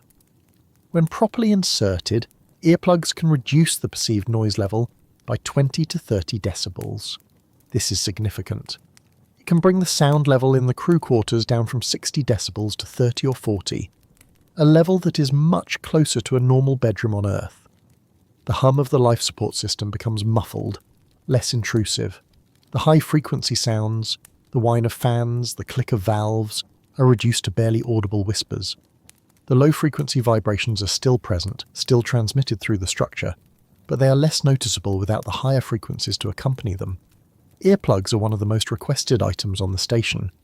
They are used daily by most crew members, not only for sleep but also during periods of intense concentration when the noise of the station is particularly distracting. Astronauts go through them quickly. The foam deteriorates with repeated use, losing its ability to seal the ear canal effectively. Each astronaut typically uses a fresh pair every night, discarding the old ones after a few uses. Resupply shipments from Earth always include large quantities of earplugs. They are packed in bulk, hundreds of pairs at a time, in boxes that are carefully stowed in the station's storage modules. The logistics of resupply are complex, with every kilogram of cargo requiring careful planning and allocation. The fact that earplugs are prioritised, that they are considered essential supplies worth the cost and effort of launching into orbit, speaks to their importance for crew well-being. Some astronauts wear earplugs every night without fail. They cannot imagine sleeping without them. The noise of the station, even muffled by the crew quarters walls, is simply too loud for them to relax. Others use them only when the noise is particularly bad, or when they are having trouble falling asleep. A few astronauts find earplugs uncomfortable.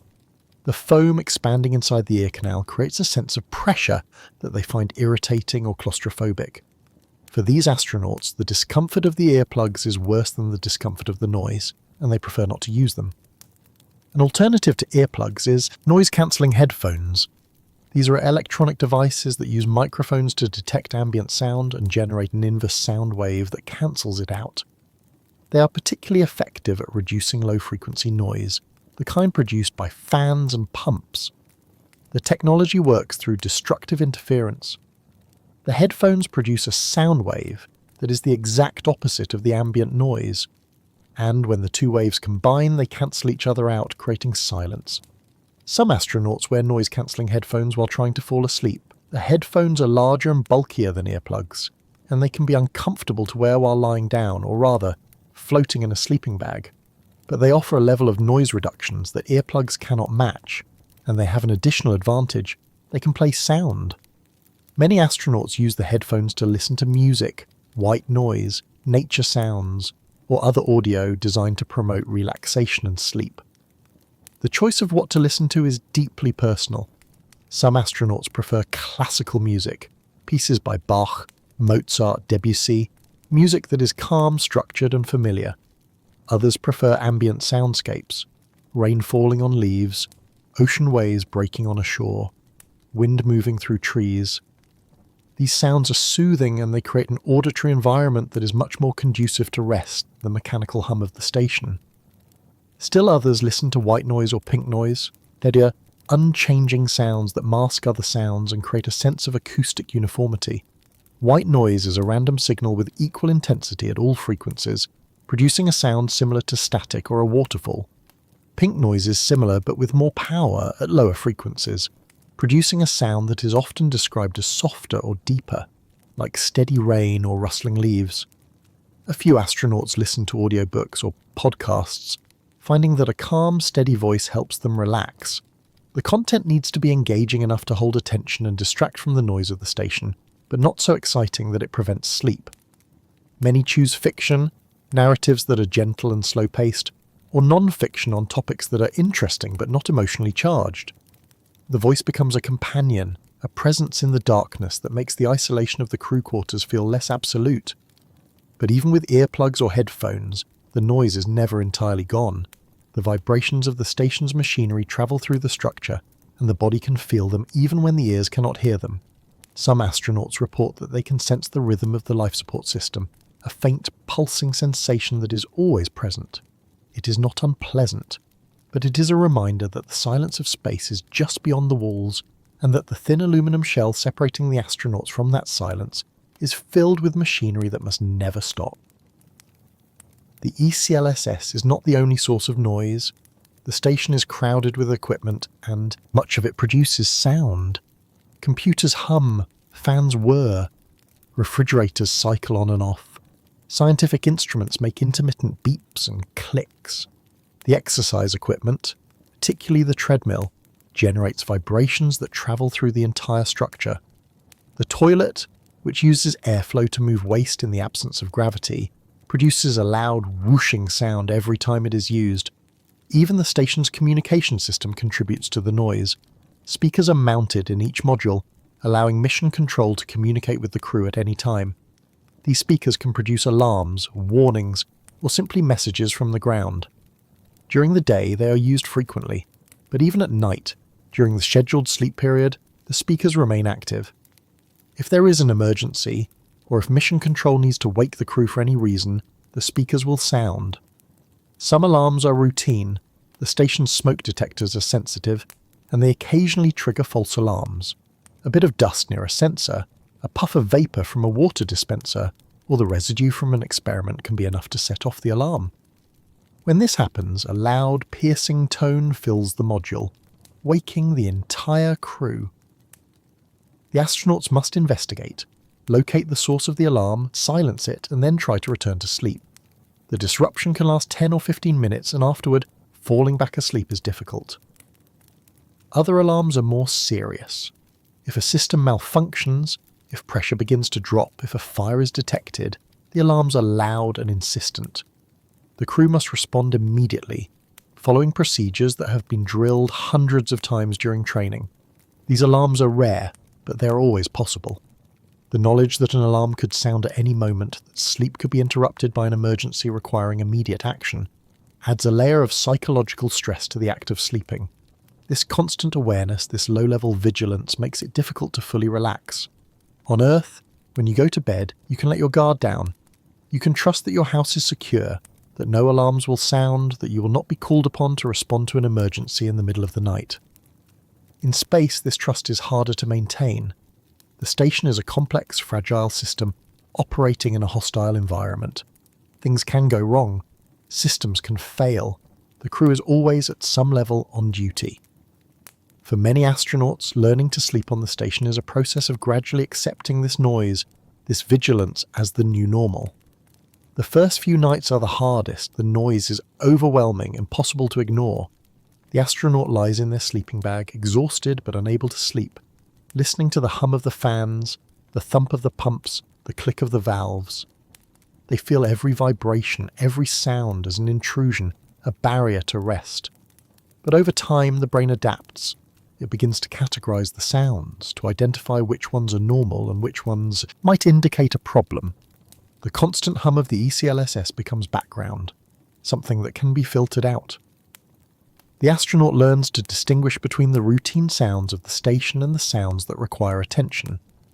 They learn to sleep through the noise, not because the noise has diminished, but because their brain has learned to accept it as the acoustic environment of this new home. Still, even after weeks or months of adaptation, the noise remains a factor. Sleep on the station is lighter, more easily disrupted, less restorative. The deep, uninterrupted sleep that people experience in a quiet bedroom on Earth is rare in space. Instead, sleep is punctuated by brief awakenings, by moments of semi-consciousness where the astronaut is aware of the noise, aware of their surroundings, before drifting back into rest. This lighter sleep has consequences.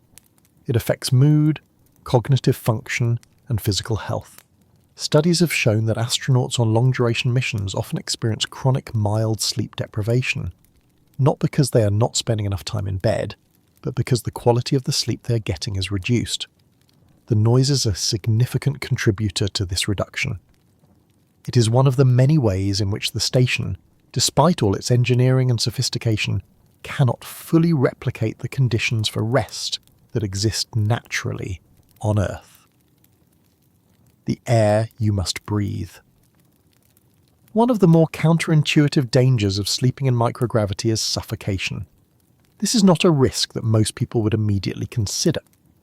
Breathing is automatic, a process that continues without conscious thought, whether awake or asleep. On Earth, there is no need to worry about running out of air while sleeping. The atmosphere is vast and air circulates naturally through convection. Even in a closed room, there is no danger of suffocating during the night. But in microgravity, the physics of breathing change in a subtle but critical way. The danger comes not from a lack of oxygen in the environment, but from the way exhaled air behaves when there is no gravity to move it. When a person exhales on Earth, they release air that is warm, moist, and rich in carbon dioxide. This exhaled air is less dense than the surrounding air because it is warmer. Warm air has lower density than cool air. As a result, the exhaled air rises. It moves away from the face, dispersing into the room, mixing with the ambient air. Fresh air, rich in oxygen, moves in to take its place. This process happens automatically, driven by convection, the tendency of warm fluids to rise and cool fluids to sink. This constant exchange ensures that a person breathing normally, even in a relatively small enclosed space, will never breathe the same air twice. The carbon dioxide they exhale is continuously removed and replaced with fresh air. The oxygen content of the air near their face remains high. Breathing is effortless and unnoticed. In microgravity, convection does not occur. There is no up for warm air to rise toward. There is no down for cool air to sink toward. When an astronaut exhales, the warm carbon dioxide-rich air they produce does not move away. It simply stays in place, forming a cloud around the astronaut's head. With each subsequent breath, this cloud grows larger. The astronaut begins to breathe in their own exhaled air, which contains progressively less oxygen and more carbon dioxide with each cycle. Carbon dioxide is not toxic in small amounts. The air on Earth contains about 0.04% carbon dioxide, and this is harmless. Even at concentrations of 1 or 2%, carbon dioxide causes no immediate harm. But as the concentration increases, symptoms begin to appear. At 3 to 4%, the body's respiratory drive increases. Breathing becomes deeper and faster as the body tries to expel the excess carbon dioxide. At 5 to 7%, headaches begin. The astronaut may feel dizzy, confused, or nauseous. At 10% or higher, consciousness can be lost. This progression can happen surprisingly quickly in a confined space with no airflow. An astronaut who fell asleep while floating in a corner of the station with no ventilation fan nearby could develop hypercapnia, elevated blood carbon dioxide levels, within minutes. The symptoms would wake them, but not before they experienced a headache, disorientation, and a feeling of suffocation. To prevent this, the station's ventilation system is designed to maintain constant airflow throughout all occupied areas. The system is complex, involving dozens of fans positioned strategically throughout the modules. These fans circulate air continuously, ensuring that carbon dioxide is moved away from the crew and routed to the ECLSS, where it is removed from the air. The ECLSS removes carbon dioxide through a chemical process. The air is passed through canisters filled with a substance that binds with CO2 molecules, pulling them out of the airstream. On the ISS, this substance is typically an amine-based compound, though older systems used lithium hydroxide. Once the CO2 is captured, it can be vented into space or, in newer systems, converted back into oxygen and water through a process called Sabatier reaction. This recycling is essential for long-duration missions, reducing the amount of consumables that must be launched from Earth. But the removal of CO2 from the station as a whole is only part of the solution. Equally important is ensuring that CO2 does not accumulate in any local area, particularly near a sleeping astronaut's face. This requires active ventilation in every sleeping area. Each crew quarters is equipped with its own small ventilation fan. This fan is mounted near the head end of the sleeping bag, positioned so that it blows a constant stream of fresh air across the astronaut's face. The airflow is gentle, typically just a few feet per second, but it is persistent. It must be strong enough to push away the exhaled CO2 and replace it with fresh air, but not so strong that it is uncomfortable or prevents sleep. Most astronauts describe the sensation as a light breeze, similar to the feeling of air from a household fan set on low speed. The air is a room temperature, not hot or cold, and it carries no particular scent. It is simply air in motion, a constant gentle current that ensures the astronaut can breathe safely throughout the night. The necessity of this airflow creates an interesting constraint.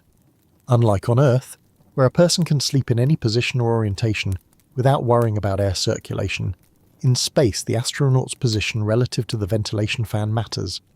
The sleeping bag must be positioned so that the fan can blow air across the face. If the astronaut were to orient their body incorrectly, so that their face was turned away from the fan or blocked by the sleeping bag, they could still develop a CO2 bubble. In practice, this constraint is easily managed. The sleeping bags are designed with the fan's position in mind. The opening of the bag, where the astronaut's head is located, is positioned near the fan. The astronaut naturally sleeps with their face in the airflow, but it is one more example of how, in space, even the simplest activities require conscious attention to details that on Earth would be automatic. The fan produces noise. It is a small fan, but it is running continuously directly next to the astronaut's head. The sound is a steady whir, a high-frequency hum that blends with the lower-frequency drone of the station's larger life support systems. For some astronauts, this noise is the most difficult sound to tolerate. It is close, personal, impossible to escape. While the general noise of the station can be muffled with earplugs or headphones, the ventilation fan is right there, inches from the ear, and its sound is conducted through the air and through the structure of the crew quarters themselves. In the first few weeks on the station, many astronauts find the fan's noise distracting. They lie in their sleeping bag trying to relax, and the whir of the fan is all they can hear. It dominates their auditory awareness, making it difficult to drift off. Some astronauts report that they found themselves focusing on the fan, listening to its pitch, noticing small variations in its speed, unable to let the sound fade into the background. But over time, most adapt. The brain is remarkably good at habituating to constant, unchanging stimuli. After a few weeks, the fan's noise becomes part of the expected environment. It is still audible, but it no longer captures attention. It becomes white noise, a steady, predictable sound that the brain learns to ignore. Some astronauts even report that after several weeks, they find the fan's noise comforting, a reassuring indication that the air is circulating and they are safe. A few astronauts never fully adapt. For them, the fan remains a persistent irritation, a source of low-level stress that makes the sleep difficult throughout their entire mission. These astronauts rely heavily on earplugs or noise-cancelling headphones to mask the fan's sound. But even with these aids, the fan's noise is difficult to block completely because it is so close and because it produces vibrations that travel through the structure of the crew quarters. The importance of the ventilation fan is such that it is checked regularly as part of the station's maintenance routine. Each crew quarters has a backup fan, and if the primary fan shows any sign of malfunction, it's replaced immediately. The fans themselves are simple, reliable devices, designed for continuous operation over many months. But they do occasionally fail. Bearings can wear out, motors can overheat, electrical connections can come loose. If a fan fails, the affected crew quarters is immediately marked as unsafe for sleeping. A sign is posted on the door, and astronauts are instructed not to use that compartment until the fan is repaired or replaced. The astronaut who normally sleeps there must find an alternative arrangement, perhaps sleeping in a different crew quarters temporarily, or using a sleeping bag in one of the modules with good general ventilation.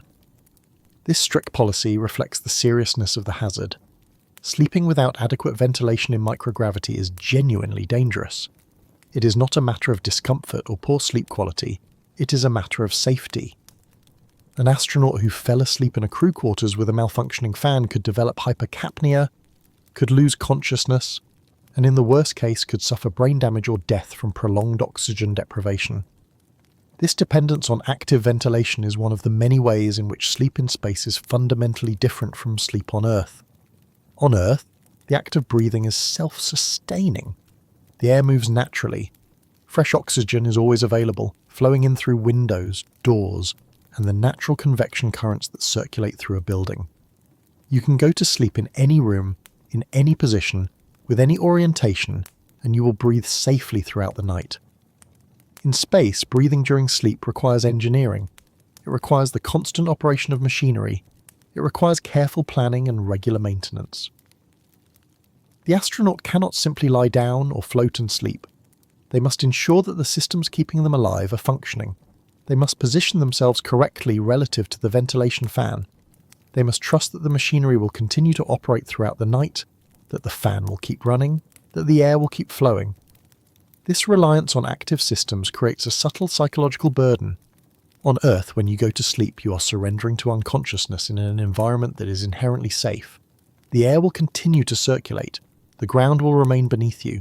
The walls will protect you from the elements. Sleep is a release, a letting go of control and vigilance. In space, sleep is not a release in the same way. It is a calculated act performed in an environment that is only made safe through constant mechanical intervention. The astronaut must trust the machinery, must trust the engineers who designed it, must trust the maintenance protocols that keep it running. And at some level, even while asleep, the brain knows this. It knows that survival depends on a fan that must not fail, on a pump that must keep running, on a system that has no redundancy and no natural backup. This awareness, however faint, makes sleep lighter. It contributes to the sense that rest in space is never as deep or as complete as rest on Earth. The body sleeps, but it does not fully let go. It remains, at some level, vigilant, monitoring, ensuring that the systems of survival are still operating. And the gentle breeze of the ventilation fan, blowing constantly across the face, is both a comfort and a reminder, a signal that the air is moving, that breathing is possible, and that sleep, for now, is safe. The rituals before darkness. Before an astronaut can sleep, they must prepare. This preparation is more than a practical necessity. It is a psychological transition, a series of small, familiar actions that signal to the brain that the day is ending and rest is approaching. On Earth, these bedtime rituals are so routine that most people perform them without conscious thought. But in space, where nothing is routine and nothing is automatic, these rituals take on greater significance. They become anchors of normalcy, reminders of the life left behind, and bridges between the demands of the mission and the need for rest. The evening routine on the International Space Station typically begins an hour or two before the scheduled sleep period. By this time, the crew has completed their assigned tasks for the day. Experiments have been conducted, equipment has been maintained, data has been transmitted to Earth, and exercise sessions have been completed. The work is done. Now it is time to wind down. The first step is hygiene. On Earth, this might involve a shower, a bath, or at the very least, washing face and hands with running water. These simple acts are deeply ingrained in human culture, rituals of cleansing and renewal that mark the boundary between day and night. In space, water does not flow. It clings to surfaces, forming spherical droplets that float through the air. There are no showers, no bathtubs, no sinks with running taps. Instead, astronauts must adapt their hygiene routines to the constraints of microgravity. To wash, an astronaut uses a damp towel. Water is dispensed from a pouch, a plastic bag with a valve that releases a controlled amount of liquid. The astronaut squirts a small amount of water onto the towel, perhaps a few tablespoons, and adds a small dollop of no-rinse soap. This soap is specially formulated to work without water, leaving no residue that would need to be rinsed away. The astronaut wipes down their face, arms, neck, and any other areas that feel grimy or uncomfortable. The process is efficient but not particularly satisfying. There is no sense of cleansing, no feeling of warm water running over the skin, no steam rising from a hot shower. The towel is damp and cold, and the soap has a faint clinical smell.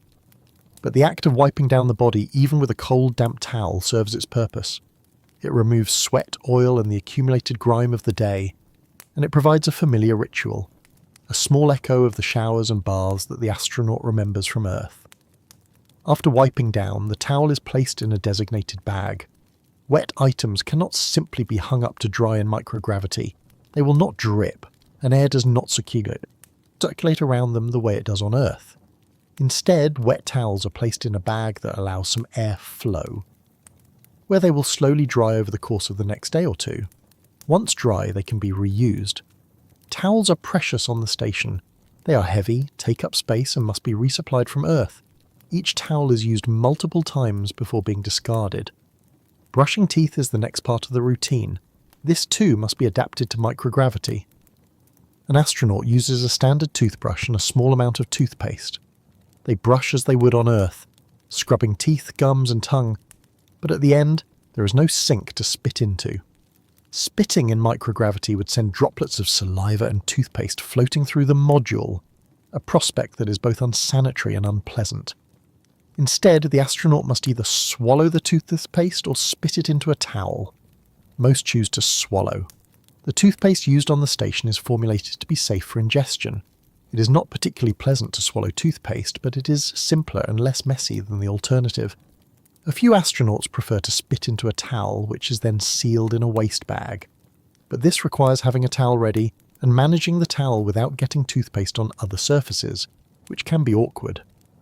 These hygiene rituals are performed in the Node 3 module, also known as Tranquility.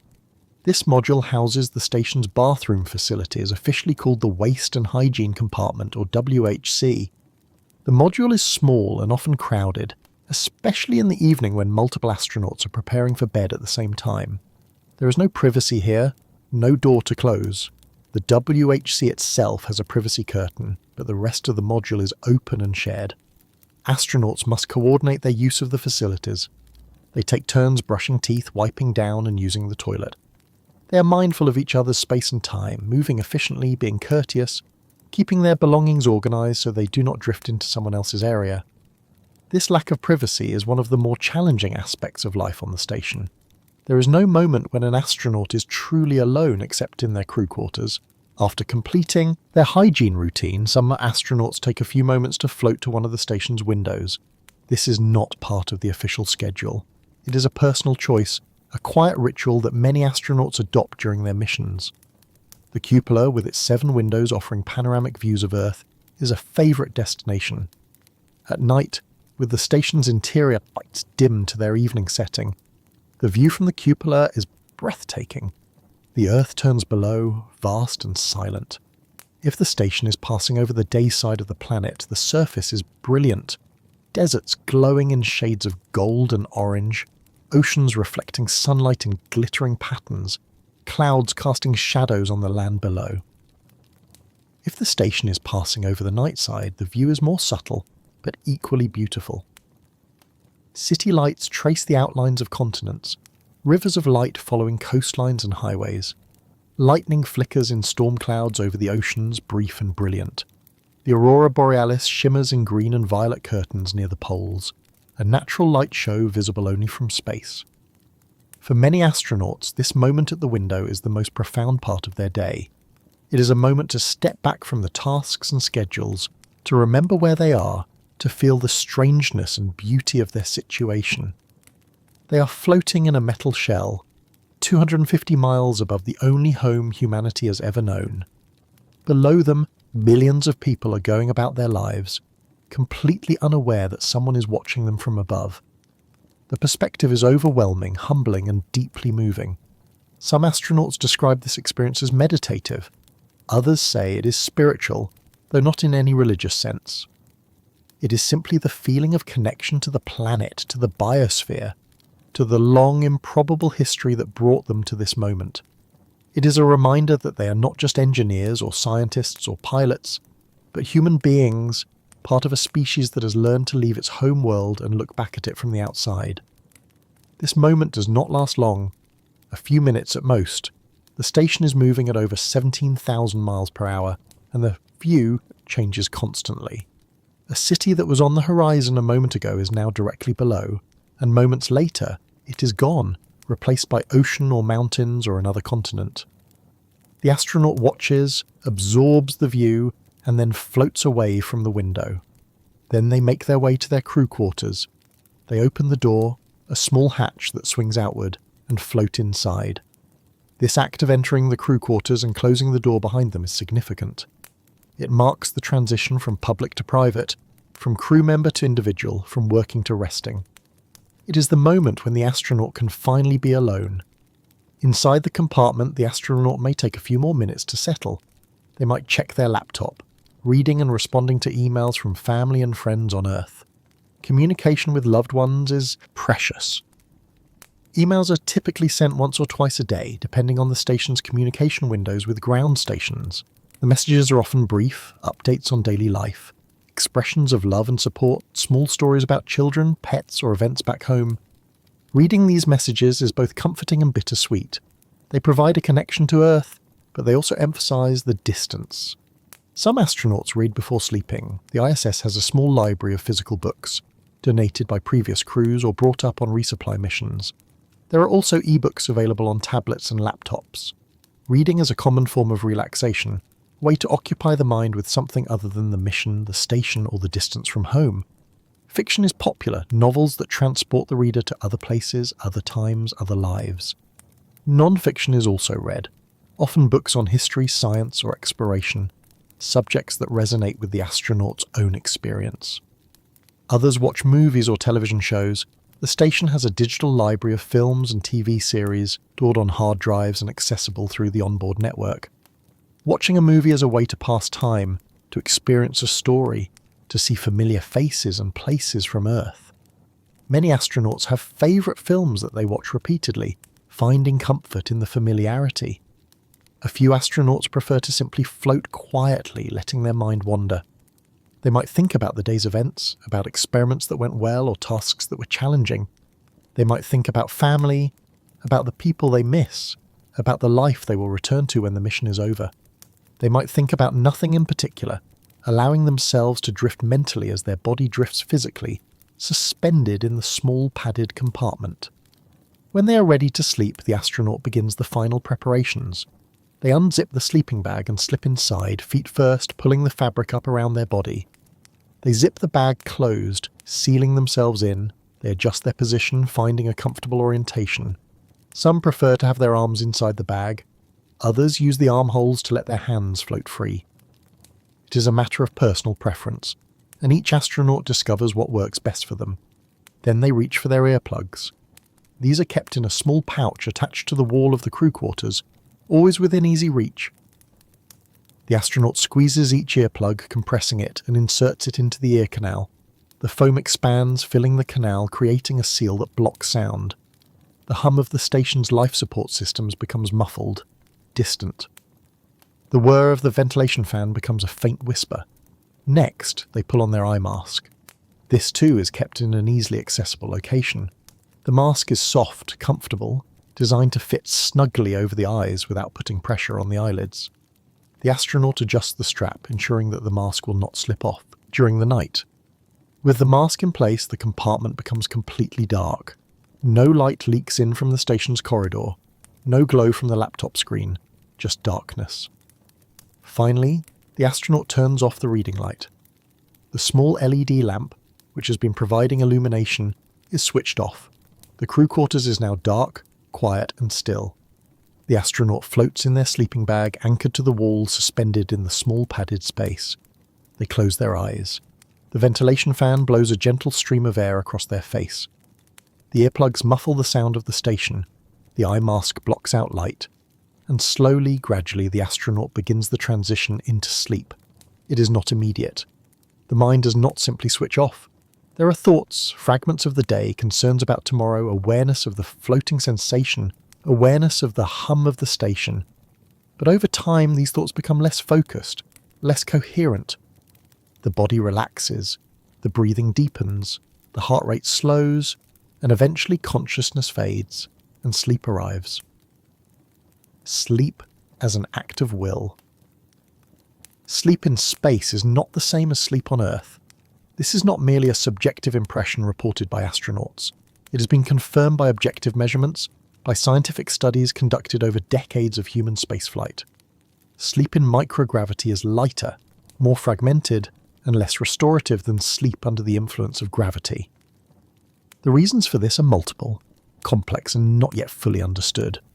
One clear factor is sleep architecture, the structure and progression of sleep stages throughout the night. A typical night of sleep on Earth consists of 4 to 6 complete sleep cycles, each lasting roughly 90 minutes. Within each cycle, the sleeper passes through light sleep, deep sleep, and REM sleep. Early in the night, deep sleep dominates. Later in the night, REM sleep becomes more prominent. This pattern is consistent across healthy adults and is considered the hallmark of restorative sleep. Studies conducted on the ISS using portable sleep monitoring devices have shown that astronauts' sleep architecture is altered in space. The most significant change is a reduction in deep sleep, also called slow-wave sleep. This is the stage during which the body performs most of its physical repair work. Growth hormone is released, tissues are rebuilt, the immune system is strengthened.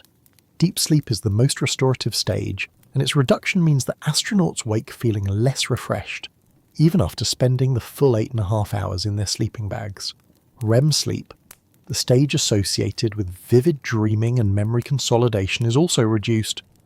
Astronauts report dreaming less frequently in space, or having dreams that are less vivid and harder to remember. Some say they have no dreams at all for weeks at a time. This reduction in REM sleep may have implications for cognitive function and emotional well-being. REM sleep is thought to be important for processing emotions, consolidating memories, and integrating new experiences into existing knowledge structures. The reasons for these changes in sleep architecture are not entirely clear. One contributing factor is likely the noise of the station. Constant background noise, even at levels below the threshold for hearing damage, can prevent the brain from fully entering deep sleep. The brain remains partially alert, monitoring the environment for potential threats or important signals. This low-level vigilance is incompatible with the profound unconsciousness of deep sleep. Another factor is the fluid shift. The sensation of congestion, of fullness in the head, makes it harder to relax. The body is not in pain, but it is not comfortable either. It is in a state of mild, persistent discomfort that interferes with the transition to deeper sleep stages. The absence of gravity itself may also play a role. On Earth, the pressure of lying on a mattress, the weight of a blanket, the support of a pillow, all of these provide proprioceptive feedback that the brain uses to assess the body's position and state. This feedback contributes to a sense of security and safety, which is essential for deep sleep. In microgravity, this feedback is absent. The body is not supported. There is no pressure, no weight, no physical confirmation that the body is at rest. This may leave the brain in a state of mild alertness, unable to fully let go. The psychological environment also plays a role. The station is a workplace, a high-stakes environment where mistakes can have serious consequences. Astronauts are aware that they are being monitored, that their performance is being evaluated, that they are part of a mission that is both expensive and highly visible. This creates a baseline level of stress, a sense of responsibility that is difficult to turn off, even at night. There is also the simple fact of being in space. No matter how routine the days become, no matter how familiar the station feels, the reality is that astronauts are living in a place that is profoundly alien. They are 250 miles above the Earth, surrounded by a vacuum, dependent on machinery to provide every breath of air. They are travelling at 17,000 miles per hour, orbiting the planet every 90 minutes. Outside the thin aluminum walls of the station, temperatures swing from 250 degrees Fahrenheit in sunlight to minus 250 degrees in shadow. Cosmic radiation passes through the station constantly, invisible but measurable. The body knows this, even if the conscious mind has adapted. At some deep instinctual level, the body recognizes that it is in a dangerous environment, that survival depends on technology and systems that could fail. This recognition manifests as a kind of low-level vigilance, a slight elevation in stress hormones, a reluctance to fully surrender to unconsciousness. The body sleeps, but it does not sleep deeply. It rests, but it does not fully let go. This reduction in sleep quality has measurable effects. Cognitive testing conducted on astronauts during long-duration missions shows subtle declines in performance. Reaction times are slightly slower. Memory recall is slightly less accurate. Decision-making takes slightly longer. These effects are not dramatic. Astronauts remain highly functional and capable of performing their duties, but they are detectable, and they accumulate over time. Physical health is also affected. Chronic mild sleep deprivation weakens the immune system, making astronauts more susceptible to illness. It affects metabolism, potentially contributing to the weight loss that many astronauts experience during long missions. It affects mood, contributing to feelings of fatigue, irritability, and low motivation. And it affects the cardiovascular system, potentially increasing the risk of long-term health problems. Because of these challenges, sleep medication is commonly used on the ISS. The medications are typically mild, designed to help astronauts fall asleep without causing grogginess the next morning or impairing their ability to respond to an emergency during the night. The most commonly used medications are the short-acting sedatives, drugs that just promote sleep for a few hours and then wear off. On shorter missions, such as those conducted on the Space Shuttle, more than half of all crew members use some form of sleep aid. The missions were intense, with demanding schedules and little time for rest. Many astronauts found it difficult to fall asleep without assistance, and sleep medication was considered a practical tool, no different from using caffeine to stay alert during the day. On the ISS, the usage of sleep medication is lower. Most astronauts adapt over time, and after the first few weeks, many find that they can sleep without medication. But the option is always available. Mission Control monitors the crew's sleep patterns, using subjective reports and occasionally objective data from sleep monitoring devices. If an astronaut is showing signs of chronic sleep deprivation, persistent fatigue, declining performance, mood changes, Mission Control may recommend the use of sleep medication. The use of medication is not stigmatized. It is treated as a practical tool, part of the comprehensive approach to crew health and performance. The priority is to ensure that the crew remains alert, healthy, and capable of performing their duties. Sleep is too important to be left to chance. If medication helps an astronaut get the rest they need, then medication is used. Despite all of these challenges, most astronauts do adapt to sleep in space. The process is gradual. The first few nights are the hardest. The body is disoriented, uncomfortable, unable to find a familiar rhythm. The fluid shift is at its worst. The noise is overwhelming. The sensation of floating is deeply unsettling. Sleep comes fitfully, in brief shallow periods, interrupted by frequent awakenings, but over time the strangeness fades. The fluid shift becomes less noticeable as the body's baroreceptors recalibrate. The noise of the station becomes background, something that can be filtered out or masked with earplugs. The sensation of floating, which at first is so disorienting, becomes normal. The brain learns to accept it, to stop treating it as a problem that needs to be solved. Sleep in space becomes routine. Not comfortable, perhaps, not easy, but routine. The astronaut learns to recognize their own fatigue, to notice when their body is ready for rest.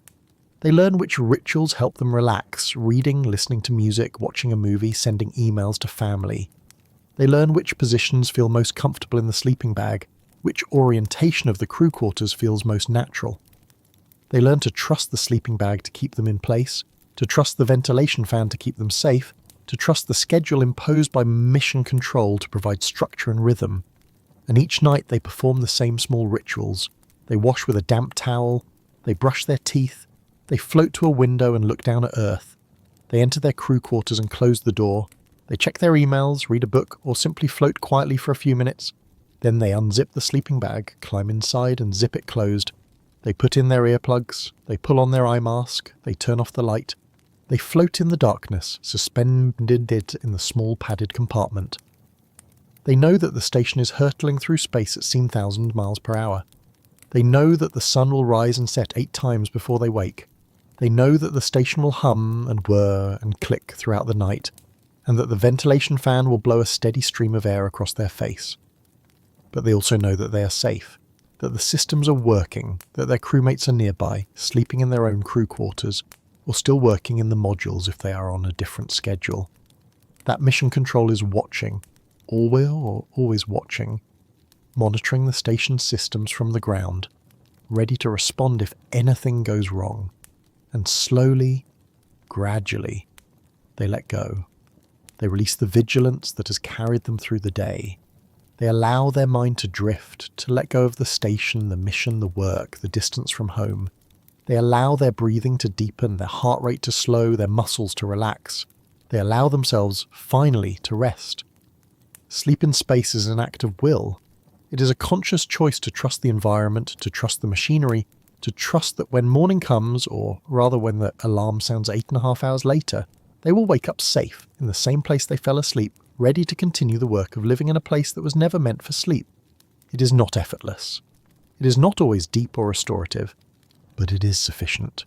It is enough to allow the body to recover, the mind to process the day's events, and the astronaut to wake the next morning or the next scheduled waking period, ready to continue, ready to perform experiments, to maintain systems, to exercise, to communicate with Earth, ready to look out the window and marvel once again at the strange, beautiful privilege of being one of the handful of human beings living in space.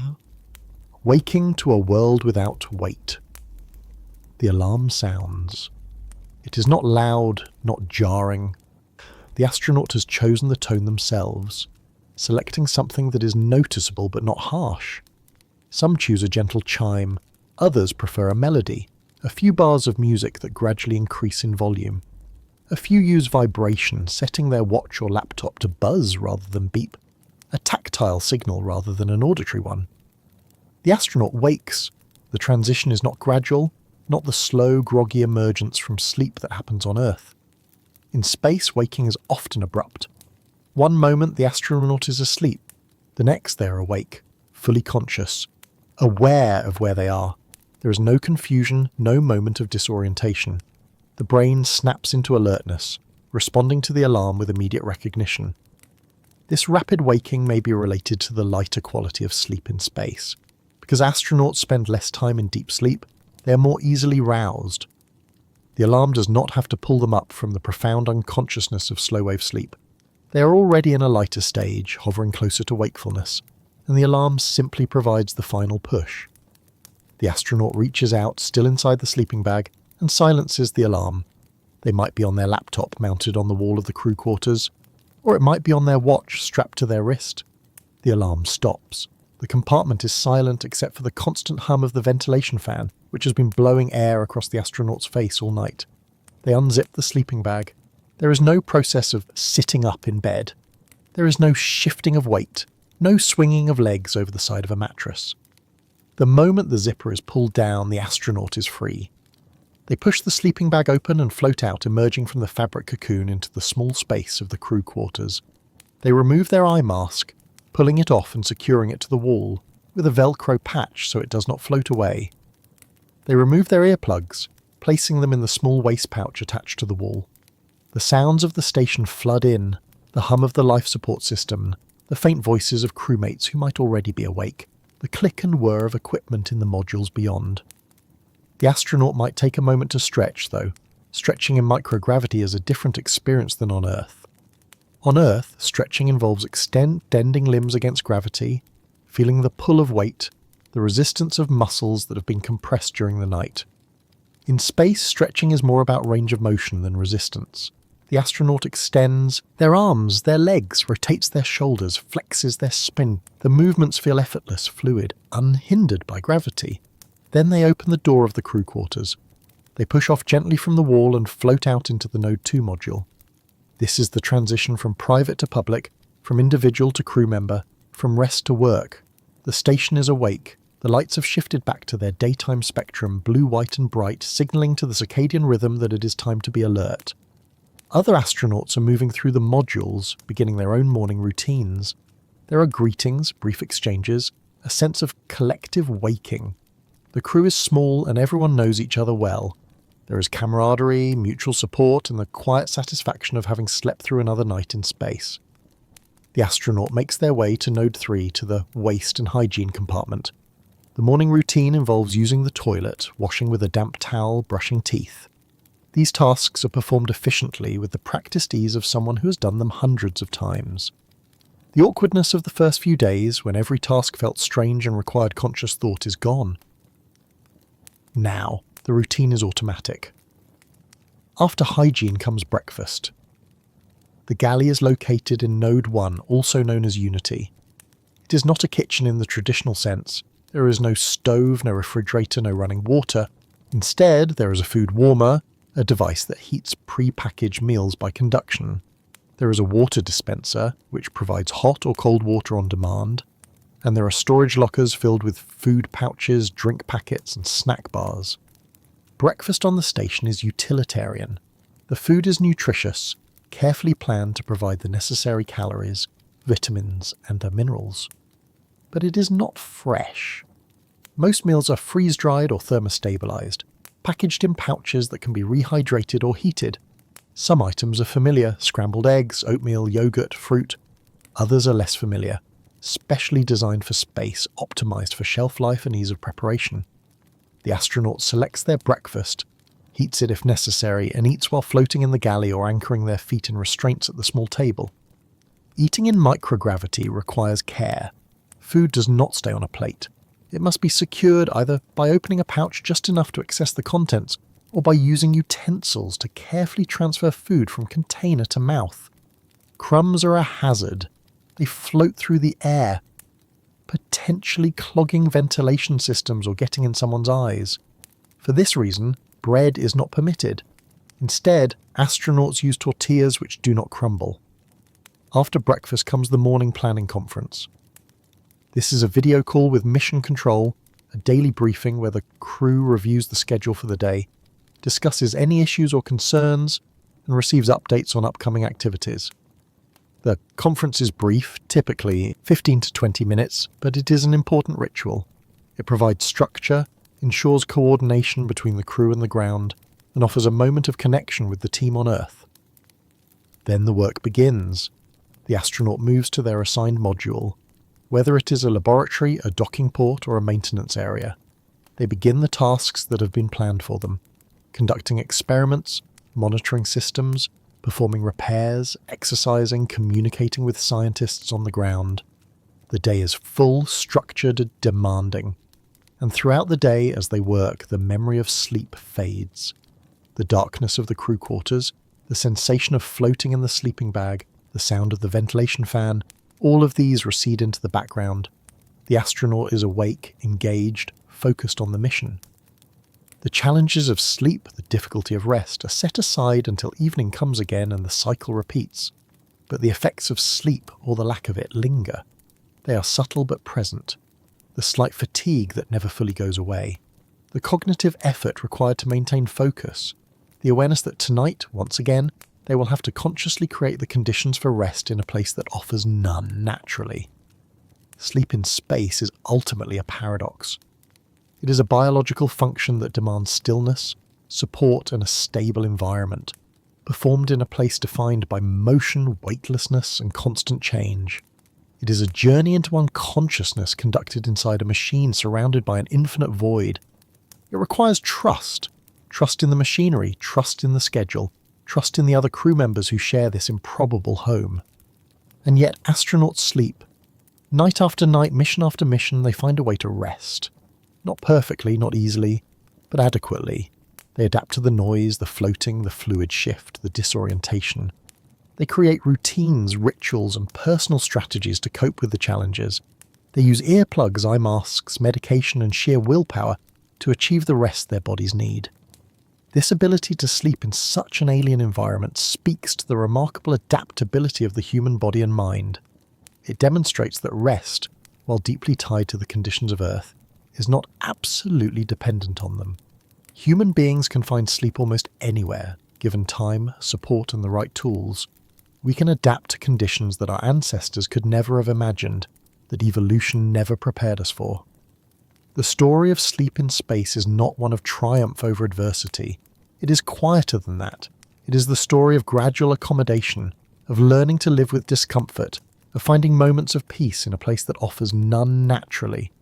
It is the story of human beings doing what they have always done, adapting, persisting, making do with what is available. And in this adaptation, there is something hopeful. If human beings can learn to sleep in space, can learn to rest in the most inhospitable bedroom ever conceived, then perhaps they can learn to live in space in other ways as well. Perhaps the skills and strategies developed on the ISS, the routines, the engineering solutions, the psychological resilience, are the first small steps toward a future where humanity does not merely visit space, but inhabits it. For now, that future remains distant. The challenges are immense. But every night, when an astronaut zips themselves into a sleeping bag, puts in earplugs, pulls on an eye mask, and closes their eyes 250 miles above Earth, they are proving that it is possible. That humans can rest, can dream, can wake refreshed, even in a place that gravity never touched. And that is no small thing. Over the decades of human spaceflight, from the cramped capsules of Mercury to the sprawling modules of the International Space Station, one truth has remained constant. Human beings must sleep. No matter how far we travel, no matter how alien the environment, the need for rest follows us. It is written into our biology, as fundamental as breathing or eating.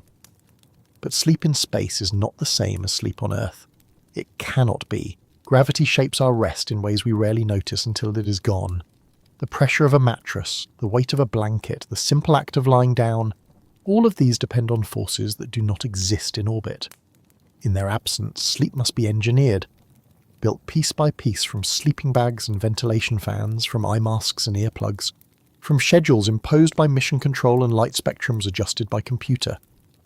The astronauts who live aboard the ISS have learned to rest in this environment. They have adapted to the fluid shift, the noise, the disorientation.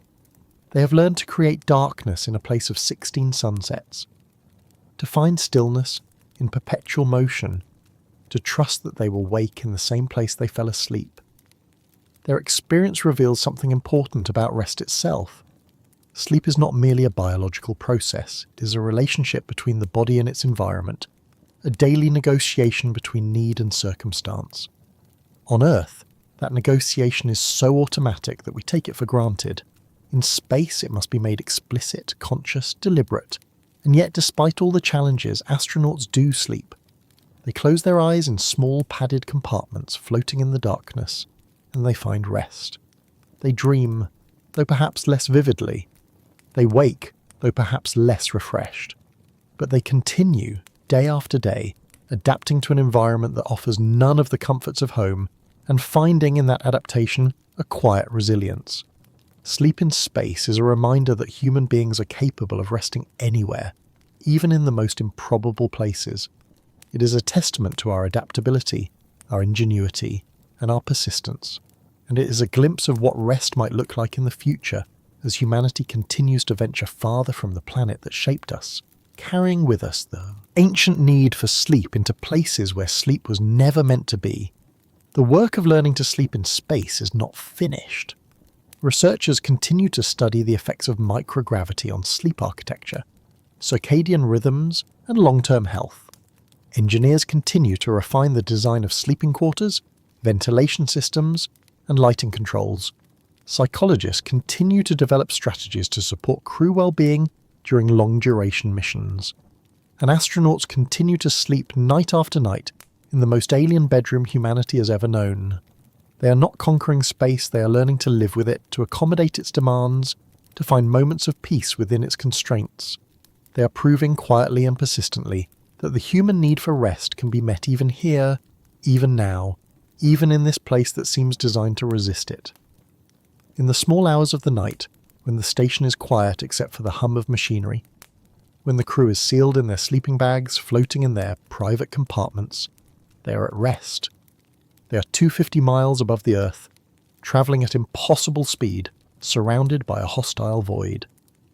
But they are asleep, and in that sleep, however light, however fragmented, there is a victory, not dramatic, but real.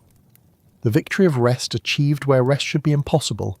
The victory of humans finding home, however temporary, however imperfect, in the place where there is no home at all.